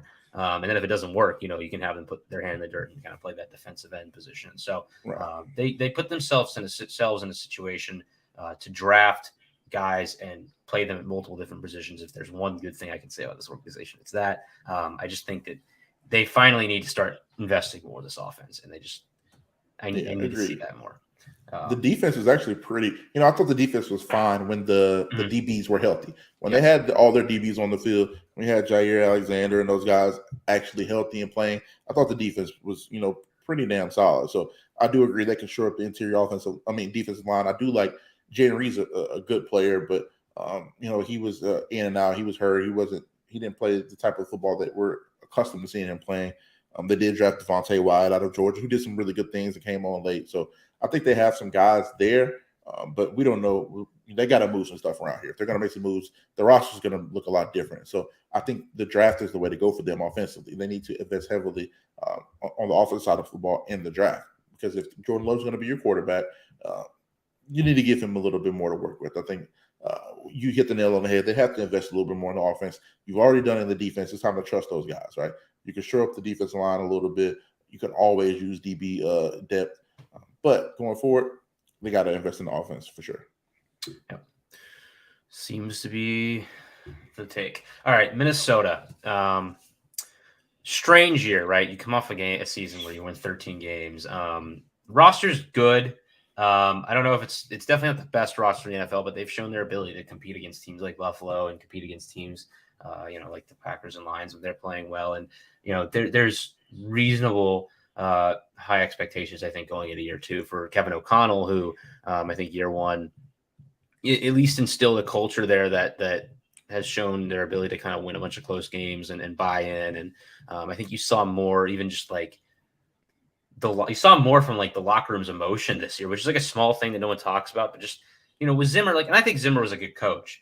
Minnesota was kind of a quiet team. Like they would be, if they had a good year, they'd win 10 games. You'd be like, oh yeah, Minnesota's a decent football team. This team seemed excited week in and week out to go play football. And I think that can't be understated when you have a coach who's coming in and trying to get players to buy in. Like week in, week out, this team was confident and played hard. And really you saw more of the upside from this roster that they've been missing with Zimmer as a head coach. That being said, the defense failed them. They got torched by the Giants in the playoff game, which is just not something you want to see happening for a team that wins 13 games. So they need honestly any position group here early. I think they could be targeting. I listed interior defensive line and corner just because I think that's where they're most likely going to need starters right off the bat. But I also think they probably are going to need more receivers at some point. Adam Thielen's getting a little up there in age. He plays fine. KJ Osborne's shown some flashes, but the tight end position hasn't really worked the way they wanted to. I know Hawkinson's there now, but I think they need more weapons in a situation like we saw against the Giants where they know they need to throw the ball and they need to come back that they can rely on other than Justin Jefferson, because I think teams, got to a point where they knew that the Vikings were going to Jefferson early in games. I think you saw Jefferson produce more because of that. And then late in games, we really needed him to step up. We saw the Buffalo game, like when he can go superhero mode, like he dominates and wins them a football game effectively, but you can't rely on even the best players to be like that every week. Just it's hard to do that once, and Jefferson's capable of it, but I think they could use some support there. But ultimately this is going to be a big fix the defense here for them. And if they want to maintain the win total, that's got to be the goal. Yeah, for sure. I think, it's tough with them because the offense is pretty much, intact. It's ready to go. But I think there's clear upgrades to be made on both sides of the ball. And it's one nobody wants to talk about, but I think they should draft a young quarterback. I mean, you have to. Kirk Cousins isn't going to be there for much longer, regardless of how much you like him. They need to draft a young quarterback. You have to think about the future of this franchise because they're too solid everywhere else to not be thinking long term. Also, you have Lewis Seen coming back, guys like that are going to help the DB room because, they need it bad, right? Like that was the thing that really, really hurt them and probably held them back from being it's funny to say about a 13 and 14, but for being just a fringe team that's winning by the skin of their teeth and an actually solid football team, like I don't think that like I know I picked the Giants to beat them in the first round. Like nobody, I won't say nobody, but I think a lot of people that were actually watching these games didn't really, really believe in this team. They were just kind of finding ways to win. You know, you had Justin Jefferson and Dalvin Cook playing, even Kirk at times playing at a impeccable level, right? But I think they can use a lot of help in the back end. The pass rush is actually really good, but like I said, interior defensive line is 100% a concern. I actually like the linebackers, but they're getting up there in age as well. I mean, how old is Kendricks now? He's got to be pushing. He's 30s. 30s, yeah. Right. So like might be older even. Yeah. So it's like they're getting up there. They're going to need some youth there. I think, like you said, youth is the way to go here for them. They need to get younger. They need to get a little bit more explosive on the defensive side of the football. And I think a lot of that is just going to. I mean, they're negative 23 cap, right? Like this is really hard for them. They're in a tough spot right now. So the draft is going to be extremely key for them. I don't know any contracts that they can move to kind of get some of that money off the books. There's always a way, right? The cap is fake. Yeah. Like, there's always a way, but. Until it's not, which I think we are learning with the Saints right now. But yes, for the Vikings, who have talented roster right now and just need to make some moves to get over the cap, it doesn't really matter for them that much. They're probably not going to be breaking the bank for any free agents, but when you're trying to get younger, you don't want to be doing that anyway. So one of the guys that's probably going to get cut, and I probably could have put safety as their need here, is Harrison Smith. He's older. He's still a very good player. He's slowing down a little bit, and he's not maybe been the elite player in the past year or two that we used to expect. I think it's been tough for them to get rid of him because he is a legitimate fan favorite, and there's been like social media, like people just like, do not cut Harrison Smith, please. Like he's our favorite player, and he's been a captain for a long time and a really important part of that team. But I would agree. It's probably time to let's be honest here. If you're serious about the future of this franchise, it's time to move on, right? I mean, that's why you drafted some of these younger guys anyway. I mean, the writing's been on the wall. Even though he's still a solid player, he's still a playmaker. He's made some plays. I can't remember what game, but he had a game-winning interception this past year. There's still some value left, but long term, I think this is the pivot year, right? This determines if you're going to be a one-year wonder, 13 games, playoffs, and then back to what we've been used to seeing. Or if you're serious about winning, you can make some adjustments, take some of the licks this year. I think a 9-win year for them would be great if they're going to make some of the adjustments I think that they should make, and kind of cut back on trim the fat on some of this roster and really go forward with some of these younger players. But a 9-win team, in my opinion, with the tweaks, is a great floor to work from if you're the Minnesota Vikings. I think they're in a good spot. Kevin O'Connell's going into his second year now. So they have a young head coach. They got a lot of young talent on the team. I wouldn't even be shocked if they were to draft a running back, third, fourth round, because Dalvin's one of the 5 best in the NFL, in my opinion. But he's also getting up there age. He's my age, so he has to be like 27, 28. And you know how we're all the time. So yeah, man. So it's like you got to think about like the running back age factored in. They're going to be running back here too. So they got a lot of needs, but I think they have. I mean, what we see, they have the first, the third, the fourth, the fifth, and the fifth. And if they're going to get some of these guys off the books, they're probably going to accumulate some more draft picks here if that's the route that they go. They have a lot of room to make some adjustments here. So, yeah, for sure. I agree with the running back thing. I think Madison's a free agent too. I've never been as big a fan of Alex Madison as some other people are. I think he had a couple of big fantasy games, and that's why people love him. But yeah, I think they could upgrade the two. I agree with the quarterback thing. Max and I actually discussed when we were talking about Hendon Hooker and Tanner McKee, like what type of teams would draft those players. This is like one of those teams that like you try and add a young quarterback, just kind of see what happens in terms of their development as Cousins probably plays a year or two longer for you, and just try to insulate that position group because he probably will be, especially with Kevin O'Connell being an offensive minded head coach. At some point, he's probably going to get his choice at a quarterback, I would expect. Considering he's probably going to be here for another 3 years. I mean, he won 13 games in his first year. You don't really get fired after such a thing like that. So I think they're in it for the long haul here and start making some long-term plans. All right. Is there anything else we want to talk about this? What do you think about the offensive line, actually, really quick? Because I was looking at it, and Christian Darrisaw was awesome last year, and I think that they could add to the interior, but I just think that they have needs at other position groups, and I don't know that I would prioritize it. I mean, yeah, Ed Ingram's pretty solid when he's healthy. I think that they're fine on the offensive line. If you're talking about where I would rank them, I think 10 to 13, 14. They're in that 10 to 14 range. They're above average. I think they're very solid, and they're young for the most part. I mean, I think that they have the opportunity to grow there a lot with the guys that they have in house. I don't think there's a position group that you should ever overreach for.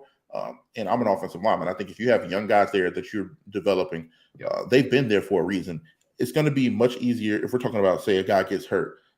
It's going to be much easier to promote a guy in-house than to go find somebody, because I mean, you had him. The guy understands the playbook. People don't understand how difficult retaining offensive information is, especially at that offensive line level. Like, there's so many checks. There's so many things that you have to. It's probably second to quarterback having to know everything on the field and being able to grasp that playbook. So development and having guys that understand what they're doing, that know the calls, that know the checks, that's extremely invaluable, right? So I think that they have a good group of guys. I think you can always add a little bit of depth, like say late in the draft, or if you can get a free agent for cheap that wants to play another year, back some guys up.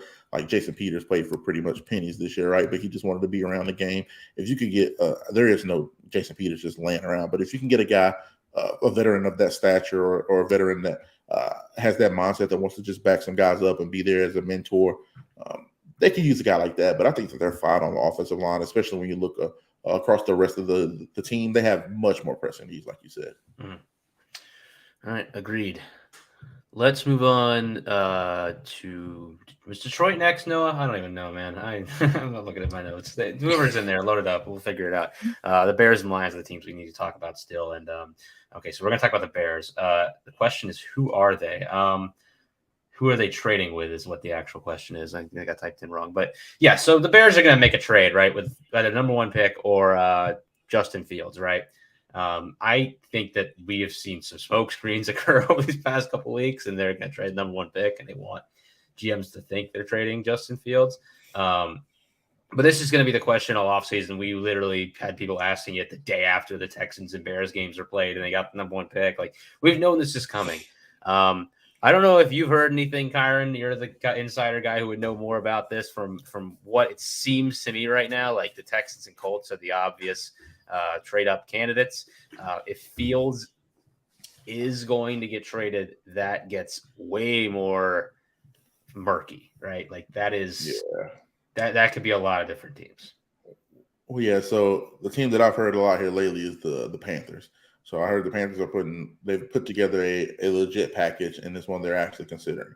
So I know it included Burns, and I know it included a couple firsts. So I mean, I don't think that the first pick is necessarily worth that. But I mean, listen, I love Bryce. I love CJ. I love these top two quarterbacks, right? Yeah. I don't think that any quarterback, unless it's like, I don't even think Trevor Lawrence would have been worth that. Like, Trevor Lawrence was a can't miss. Everybody thinks he's the number one, right? But trading away a fringe All-Pro guy, Pro Bowl guy, and two future firsts for a young quarterback that you don't have an offensive line to protect. You don't have a great skill group around them. I mean, you have good running backs. I think that their running backs are extremely underrated in Chicago, right? Demo and I forget the other guy's name, but David Montgomery and the other guy, they were really, really good, right? Yes, Khalil Herbert are really good players, right? But I think I like what they did when they added Claypool. I mean, Mooney's a solid player, but these aren't the type of players that you want to bring a number one quarterback in for. It's just, I think they have so many needs elsewhere. It's going to be hard for me to consider that team. I wouldn't trade away two future firsts for a quarterback that you're not sure of. I mean, you have Justin Fields anyway. I don't really understand the trade talk to begin with.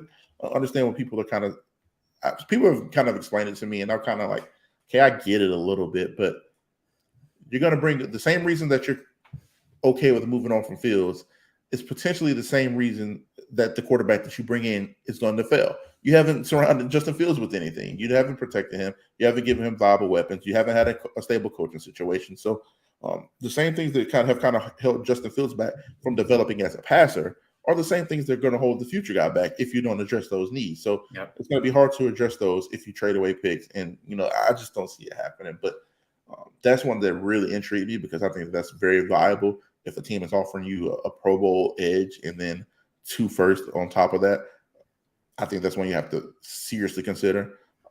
You can never count out Thurdsay, right? He's a wild card. We don't know what he's willing to offer, or who he would be willing to, or who he's trading up for, because we know he loves Levis, he loves Bryce as well. You haven't heard him talk about CJ as much, but who knows? He could fall in love with the kid at the combine, or he could, watch more tape and, finally fall. Who knows what could happen with them? But the beautiful thing about Chicago, getting back to them, is that they have the most cap space in the NFL. They have the most picks in this. Well, some of them, I think they have like one of the most picks in this draft. They have so much space to work with. I mean, it's a blank canvas. And I think the expectations are relatively manageable as well. Mm-hmm. If they win 6-7 games this year, those fans will consider it progress. Even though Chicago fans are tough as hell, right? We all know how tough Chicago fans are. If they win 6-7 games, or if they're lucky enough to have like a Lions type year where they go 9-8, right? That team is going to have, the most realistic expectations. Brian Poles is going to look like a genius. So the fact that they have all this space to work with, they have all this, they have a lot of needs, but they also have a lot of wiggle room to get it done. I think they're in a decent spot. It's just a lot to be said, man. Like, cool, they're in a decent spot now, but if you're in the same spot again next year, then we're going to have a different conversation. There has to be some type of progress made this year. Yeah, and especially I think because, year one, they kind of get a pass a little bit for cleaning up some of the things that were left from behind. You didn't have a first-round pick because the previous regime traded up for a quarterback. Obviously, you get that quarterback. Maybe he's not the guy you chose. You're trying to develop him because he didn't really work right off the bat the year before, and you're just kind of trying to make the team look not like a disaster. I think they managed that, even though they were 3-14. I think, they had some good games here and there, which kind of showed the potential of some of their young players. They had to really add everywhere, and they decided to focus on the defense, which, although their quarterback didn't get helped by necessarily, you were able to get some good play out of him despite that, because you hit on some later picks on the offensive line maybe you weren't expecting. Braxton Jones comes to mind, the kid from Missouri. Larry Borum played better maybe than you would have thought. Moving Kevin Jenkins to guard, ended up, I think, being I thought he played solid at guard. I mean, he wasn't great, but he hasn't been what you projected him to be, what you drafted him to be, but he was a lot better inside of guard. Mm-hmm. Yeah, and that's another guy that they traded picks for last year for. So the previous regime kind of put Poles and Eberflus here in not the best situation to really build this roster up. And now this is the year where you have the money, you have the picks. You can do what you want. You can trade in the one pick, get some more picks, and really add it to this roster. I had, wide receiver. I still think they need to add it. I like Mooney and Claypool, but I just think that they need kind of an outside guy who is going to have a bigger route tree. I still think Mooney's a guy you want playing more in the slot, and so I want more of a, if they could, it's they're not going to be in the maybe the range for some of these guys later in the draft, but Justin Fields went on the Pardon My Take podcast, said he would love to play with Jackson Smith and Jigba again, but that's the type of player that I think they could really use.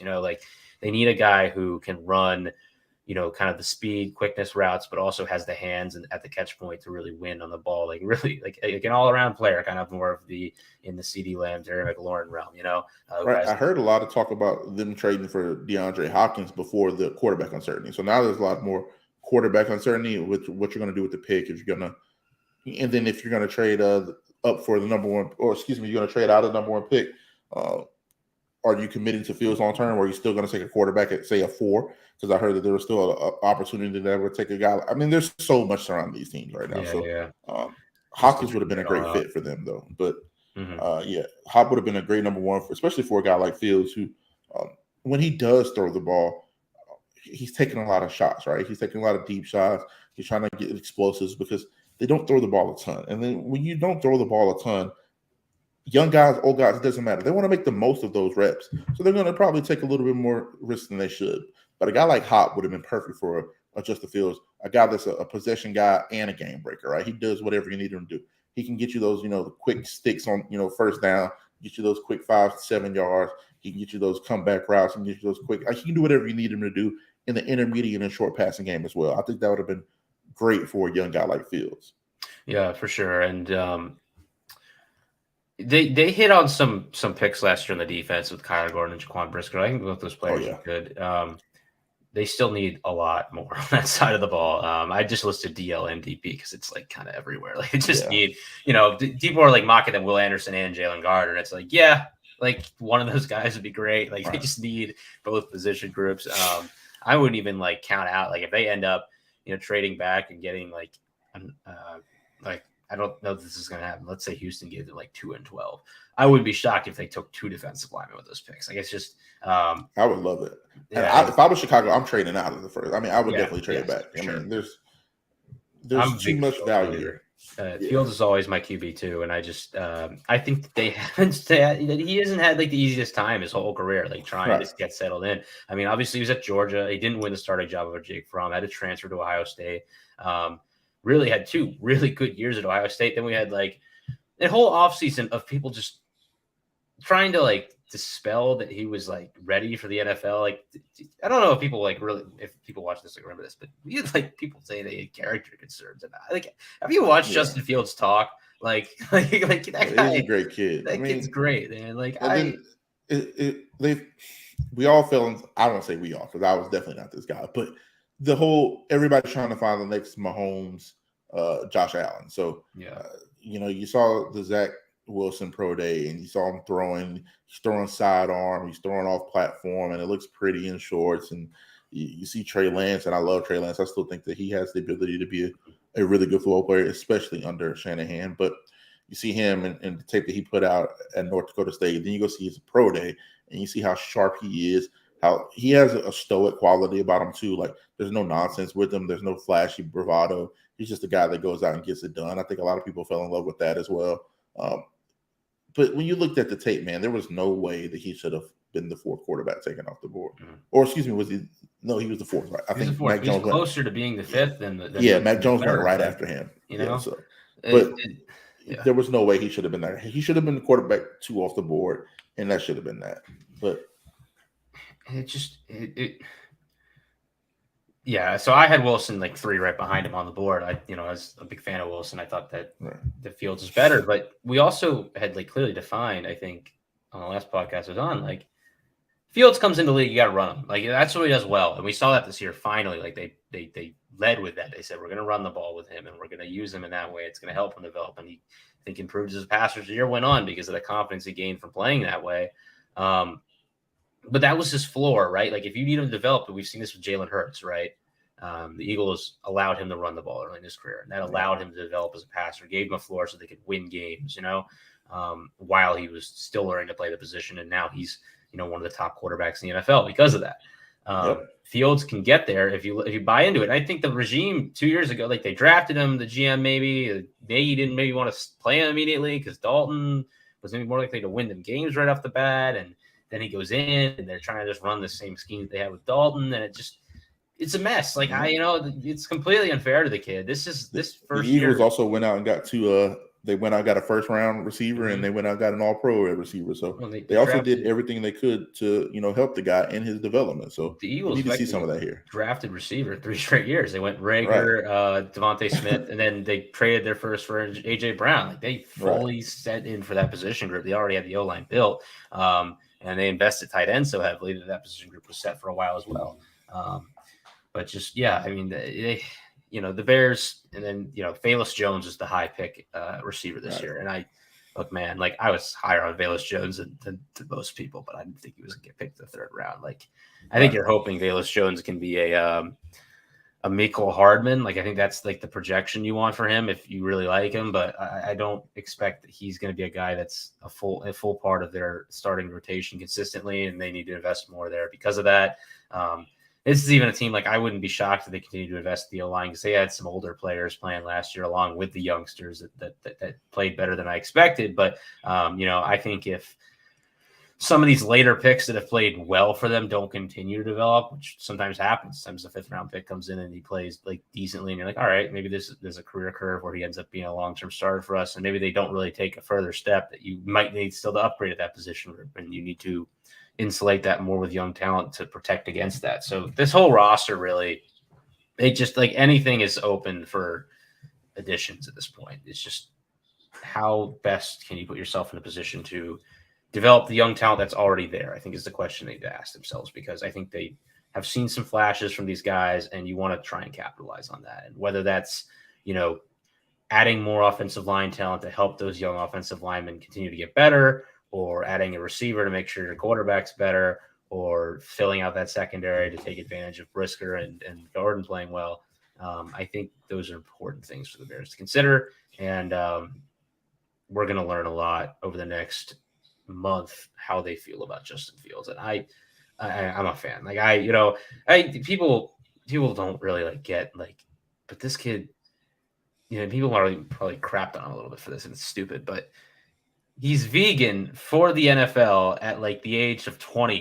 He's got his diet all set. He's prepped that's it's such a small thing, but it's just the idea that this guy didn't like football, and he's going out of his way to take care of his body and make a career decision so that when he gets to the NFL, he's healthy and he's developing his body right to become the player that we've seen now. It was such a silly offseason to be dealing with that. And I feel bad for him. He's one of those guys I really root for, because it's just, it was a strange thing to be seeing happening in the media when he was just getting crapped on in a lot of ways. I think were similar to the way Lamar Jackson was unfairly treated going into the draft. Hopefully we don't see that happen again with anybody else this year, but it's still early. Unfortunately, I think we're going to have, last year, Kyle Hamilton was one of those guys. It was just we are just finding any reason to be this guy's not good. And it's just stupid. So unfortunately there is one every year. Hope for your sake it doesn't end up being Will Anderson, but because I know you're afraid of that happening. I don't think it will be. I think he's too good, but it seems that we can do it with anyone if we want. I think, you kind of started to see a little bit with Jalen Carter. I mean, we've heard some rumors about him and stuff that happened years ago, and it's I don't care.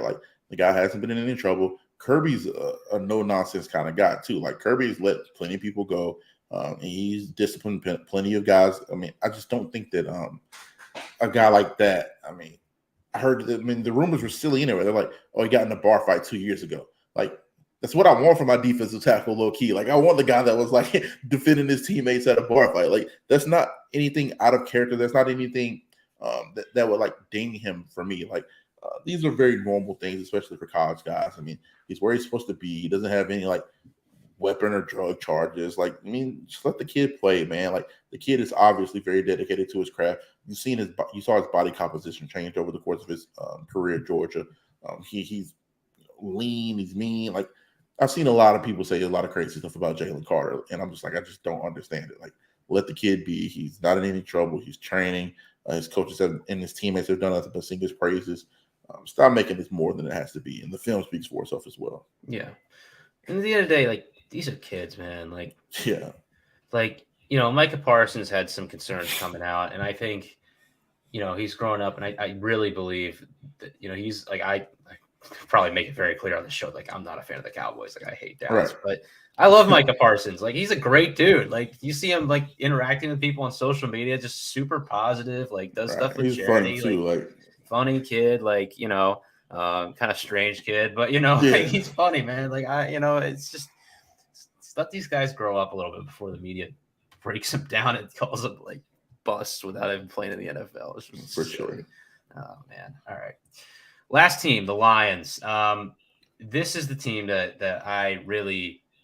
this is one of these teams that I'm upset we didn't get to see in the playoffs. I made that clear earlier in the show, but there are a lot of different directions they can go in. And the question that I bring up for them is Jared Goff the long-term plan? Only because my fear for them is you have the 6th overall pick, right? You have the 17th overall pick. You have opportunities to draft a quarterback if you want to. You have a lot of capital. You have money, you have picks. The roster's going to get better. It's already pretty decent. There's a chance this team wins 11 or 12 games next year. They win a playoff game. They look really good, but they're a tier below the Chiefs and the Eagles and the 49ers, the Bills and Bengals of the world. And the question we ask ourselves is, okay, how are the Lions going to take that next step to reach these teams? And the answer is they need to upgrade a quarterback from Jared Goff. And then they're picking 25th, and they passed up on a chance to do it this year where there's good quarterback prospects available to them. So it's something I really wonder about. And I do not think, based on discussions I've had with Lions people, that there's much of a chance that they are going to draft a quarterback. But yeah, I think that they need to really be considering it. Because if they get a CJ Stroud sitting for a year under Jared Goff with the pieces they have, could give them the potential to be a really dominant team in year 2 of his development curve. Yeah, it's really tough because Goff he's really young. I mean, he's 28 years old, I believe. I mean, Yeah. he's quarterback years. This is the prime years, and I think that he played his way. I mean, you talk halfway through the season, right? We're talking about if the Lions are going to have the 1 or the 2 pick, and then he goes on a tear the last half of the season. And I don't think that this is an outlier. If you look over his career, this is who Goff has been more times than not. He's a really solid quarterback who can be really good at times. He's never been a great quarterback. He's never been he's never been the guy, right? I think this is who Jared Goff is. If he had been drafted at a different spot, I think we talk about his career in a different light. I think that people really would give him more credit, and I think he deserves a lot more credit because he was the first overall pick. I think people kind of downplay what he's done in the NFL, but he's been very, very, very solid. So it all depends on, like, if you think, all right, if he was good enough to win you 9 games in year 1 in this system, right, how much better could he be if you upgrade everything else around him? And the question that I have is, like, this is to you. Do you think that he could be better than he was this year if they upgrade the talent on the rest of the team? And my stance is that I don't think he'll be any better, or I don't think he'll be any worse, regardless of what they do. Yeah. And I think that that's, when you look at it at that aspect, I think they should draft a young quarterback, but I think he is the guy for the next year, maybe for the next 2 years. Yeah, and I agree with that for sure. I mean, he's too good to just cast aside. Like he's earned himself at least another year of starting, probably definitely the entire year, and probably starting to start out the second year as well. I think about how well he played those last 8 games, and I worry the expectation might be internally that, like, okay, what if we get that for 17 games though? And I think that's, like, kind of not here. We get that for 17 games, he'll be an all-pro. Yeah, so it's tough, man. I think we got him at the peak of his ability. I think you saw a little bit of it in LA when he played at his peak. He was really good. I think he had like a 37, or I don't remember what it was. It was like a 30-plus touchdown, like 15 interception type year. Like that's his ceiling, in my opinion. And we saw him go to a Super Bowl. He didn't play terrible in that Super Bowl. I think both offenses significantly struggled. So we've seen him outdo Mahomes. I mean, that Monday Night Football game that they played where it was like 52-49 or something crazy. Like at his peak, he's as good as anybody, but the consistency is the issue. And that's why I said, I don't know, even if you upgrade defensively and you have a guy, have a defense that gets you the ball more, that creates more turnovers, that, holds teams to 18 points or less. Like, you still don't know what you're going to get from Goff on a game-to-game basis, and that's the issue right there. So even if you upgrade the rest of the team, I don't think that he's going to necessarily raise the floor of the team, and I don't think that he's going to hurt the team either. So I think you're stuck in purgatory, essentially. Like, you're good enough to be consistent as a unit and be hopeful for the future, just like the Rams were. They were consistent, they were hopeful, but we saw when they got the quarterback, they went and won the Super Bowl. Even though he didn't play great in that playoff run, he made clutch throw when they needed it. He went and got them in the field goal range when they needed it.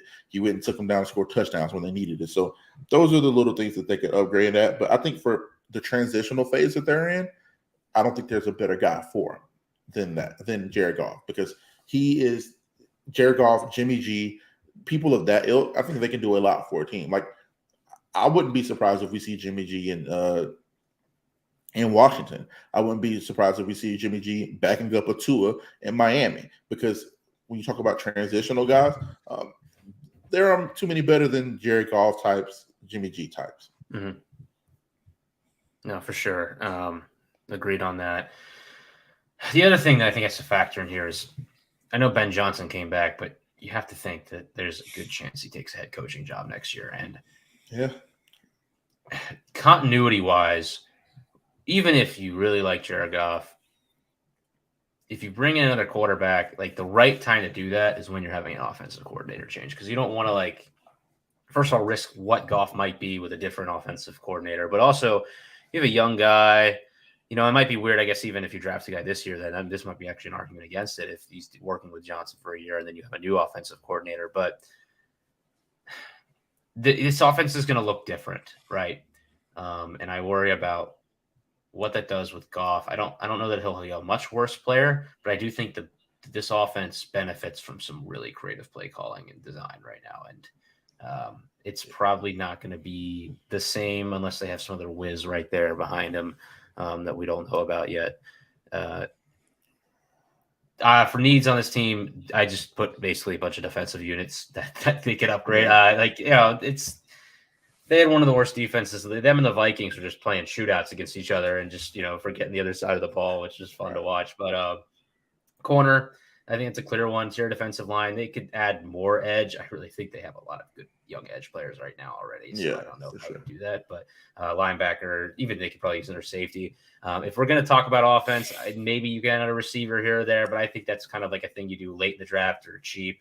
I think this is another team like Minnesota where we're just defense, see how good we can get that unit this year. The expectation, I think, is the offense will be still productive. But I wouldn't be surprised if picks 6 and 18 were both defense. In my mock draft, which is not necessarily what I would do, but it's what I predict them to do. I had them taking Devon Witherspoon with the 6th pick because he seems to be flying up boards, and they just need corner, and it could be a different corner. Maybe there's a defensive tackle there they really like, but based on the kind of the ordering of these prospects we've been talking about, he's a guy that's really risen up, kind of fits the attitude of the Campbell. The Campbell grittiness that we're looking for when you watch him play on tape at Illinois. And then I had them taking Bijan at 18. I'm wondering about you think of the fit there, because that's about I think around the range that I would take him. And yeah, man, it's a great fit. It depends on what you're going to do. You have good backs. So it's if you have to move on from either Swift or Williams, but you can't keep all three. But I think Bijan is good enough to where you could probably consider getting rid of both of those guys and then having another young guy, or keeping Swift and Bijan, which I think, have a lot of the same skill set. But the thing with the Lions, I think that they need to really, really focus on is that they need to make as many moves now as possible because they have to pay the piper soon. If Amon-Ra has another great year, he's going to want to get paid after next year. Penei Sewell, they have to get ready to pay him. Aiden Hutchinson's going to be out after his second season. He's probably going to want, we're seeing a lot of going into year 3 extensions now, especially with the younger guys. As the cap gets higher and higher, they're going to want to start paying guys earlier because you don't want to pay the guys as the cap increases, because then you have to pay them more. Simple math. So even Jeff Okudah played. I thought he had a pretty damn good year this year, especially coming back. He's a guy that has probably played himself into not like a huge groundbreaking contract, but he's played himself into a new payday. There's just quite a bit of guys on that team that are going to have to get paid soon. Even when you look at I'm not sure about Taylor Decker's situation, but Taylor Decker is about to be 30 years old. He's probably due for a re-up here soon. He's one of the more underrated left tackles in the NFL. So they have a lot of people that they have to get ready to pay soon. So they should be making as many moves as possible now to either free up cap space or get as much young talent on this roster as possible, because they're in a great position. They just need to go for it. There's no time to rest on your laurels and be excited for what you have. You need to aggressively go for it, because the makeup of the NFL changes so much, right? The teams you're playing against in the division, you can't squander opportunities like this because they don't come around very often, especially for a franchise like the Lions. They haven't been in this spot in a very long time. Yeah.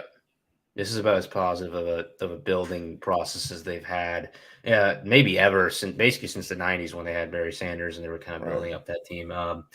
They really, even when they had Calvin Johnson and Matt Stafford, those teams are good, but they just never felt secure in what they were building across the roster. This team just has a direction in every group, even with how poorly the defense played last year. They have young studs who they're hoping can become better players in terms of Kirby Joseph, Jeff Okudah, Aiden Hutchinson, James Houston IV, Alim McNeil had some really good games. They have kind of the beginnings of something there. They just need to insulate it further and hope that the years added in terms of experience take that unit to a whole other level.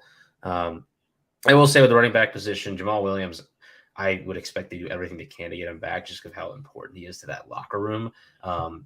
I do know the DeAndre Swift situation is going relatively sour here. I'm not certain. Deuce Staley's gone too, so we have, you take that into account. Deuce was, even though Deuce was very critical and hard on him, I know from talking to people that he was one of his biggest fans in there, or one of the guys that was keeping him in good graces, I would say. So the fact that Deuce is gone, that says a lot, and that's going to not bode well for Swift here.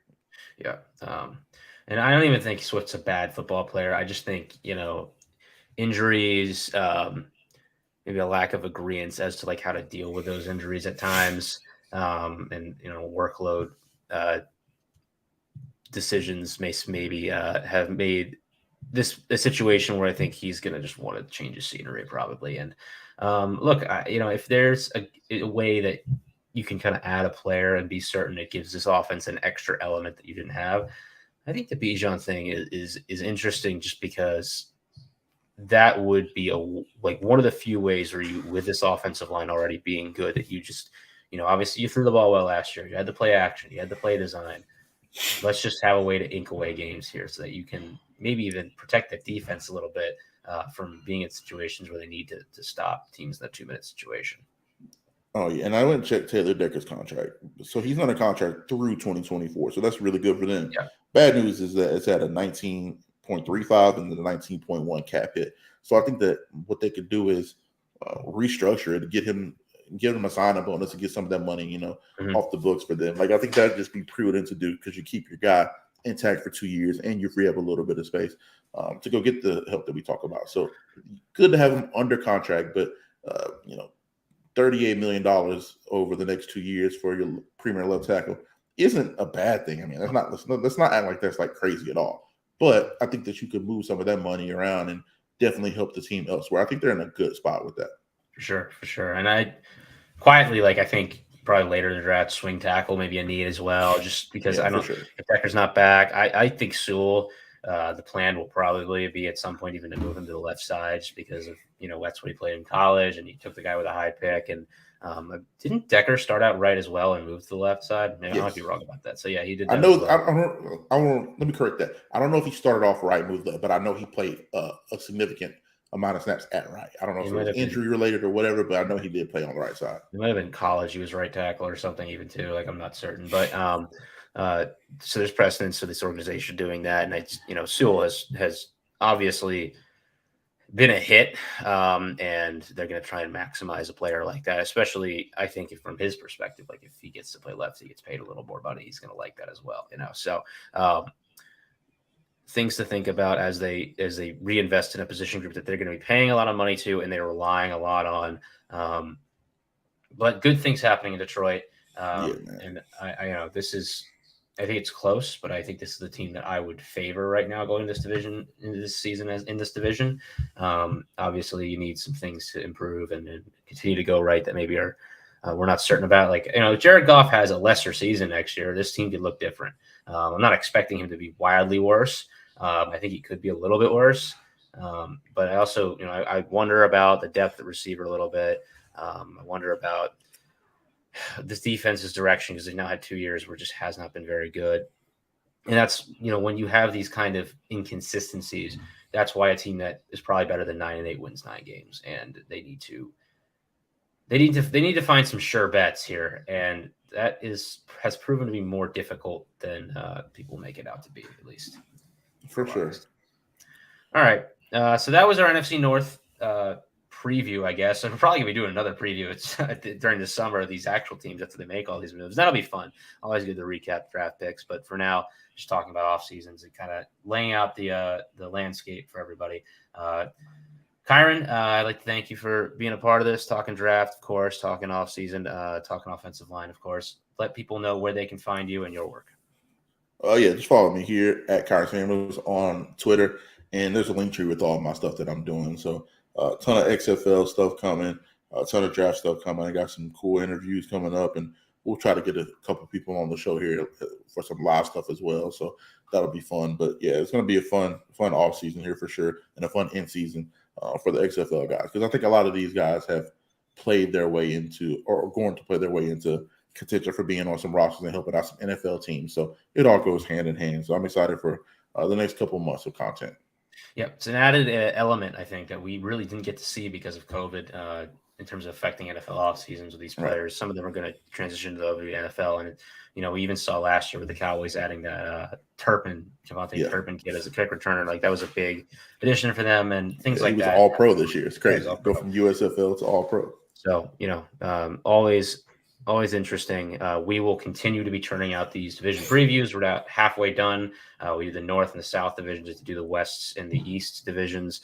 We're going to continue to go through position groups. We will have coverage of all these offseason things, franchise tag, free agency coming up, combine. As we in pro days, of course, as we get closer and closer and closer to draft, hopefully we'll bring you as many cool interviews as we can. Articles going up. We have player profiles, weekly coverage of these NFL teams. And you can find us here on Monday mornings, Thursday mornings. I don't know if we're continuing to do Saturdays. We might be. I'm not certain how Max has that scheduled out. I'm not usually doing stuff on the weekends. You can find me on Twitter at Nick with Sports. I will have as much of this stuff up there as I can get. Not always retweeting all of it, but I do my best. I'd like to thank our producer, Noah Ashley, who just cannot say enough about all the work Noah does for us. He does all the grunt stuff. He gets these banners set up for us, communication off the clock, making sure we're set up and ready to go, and doing all this production things that just is invaluable. Really, we thank him for that. I'm Nick Merriam. That's Kyron Samuels. Thank you for watching, and hopefully you'll see us on Thursday morning. Yes, sir. Check the mic and make sure it sound right, boys.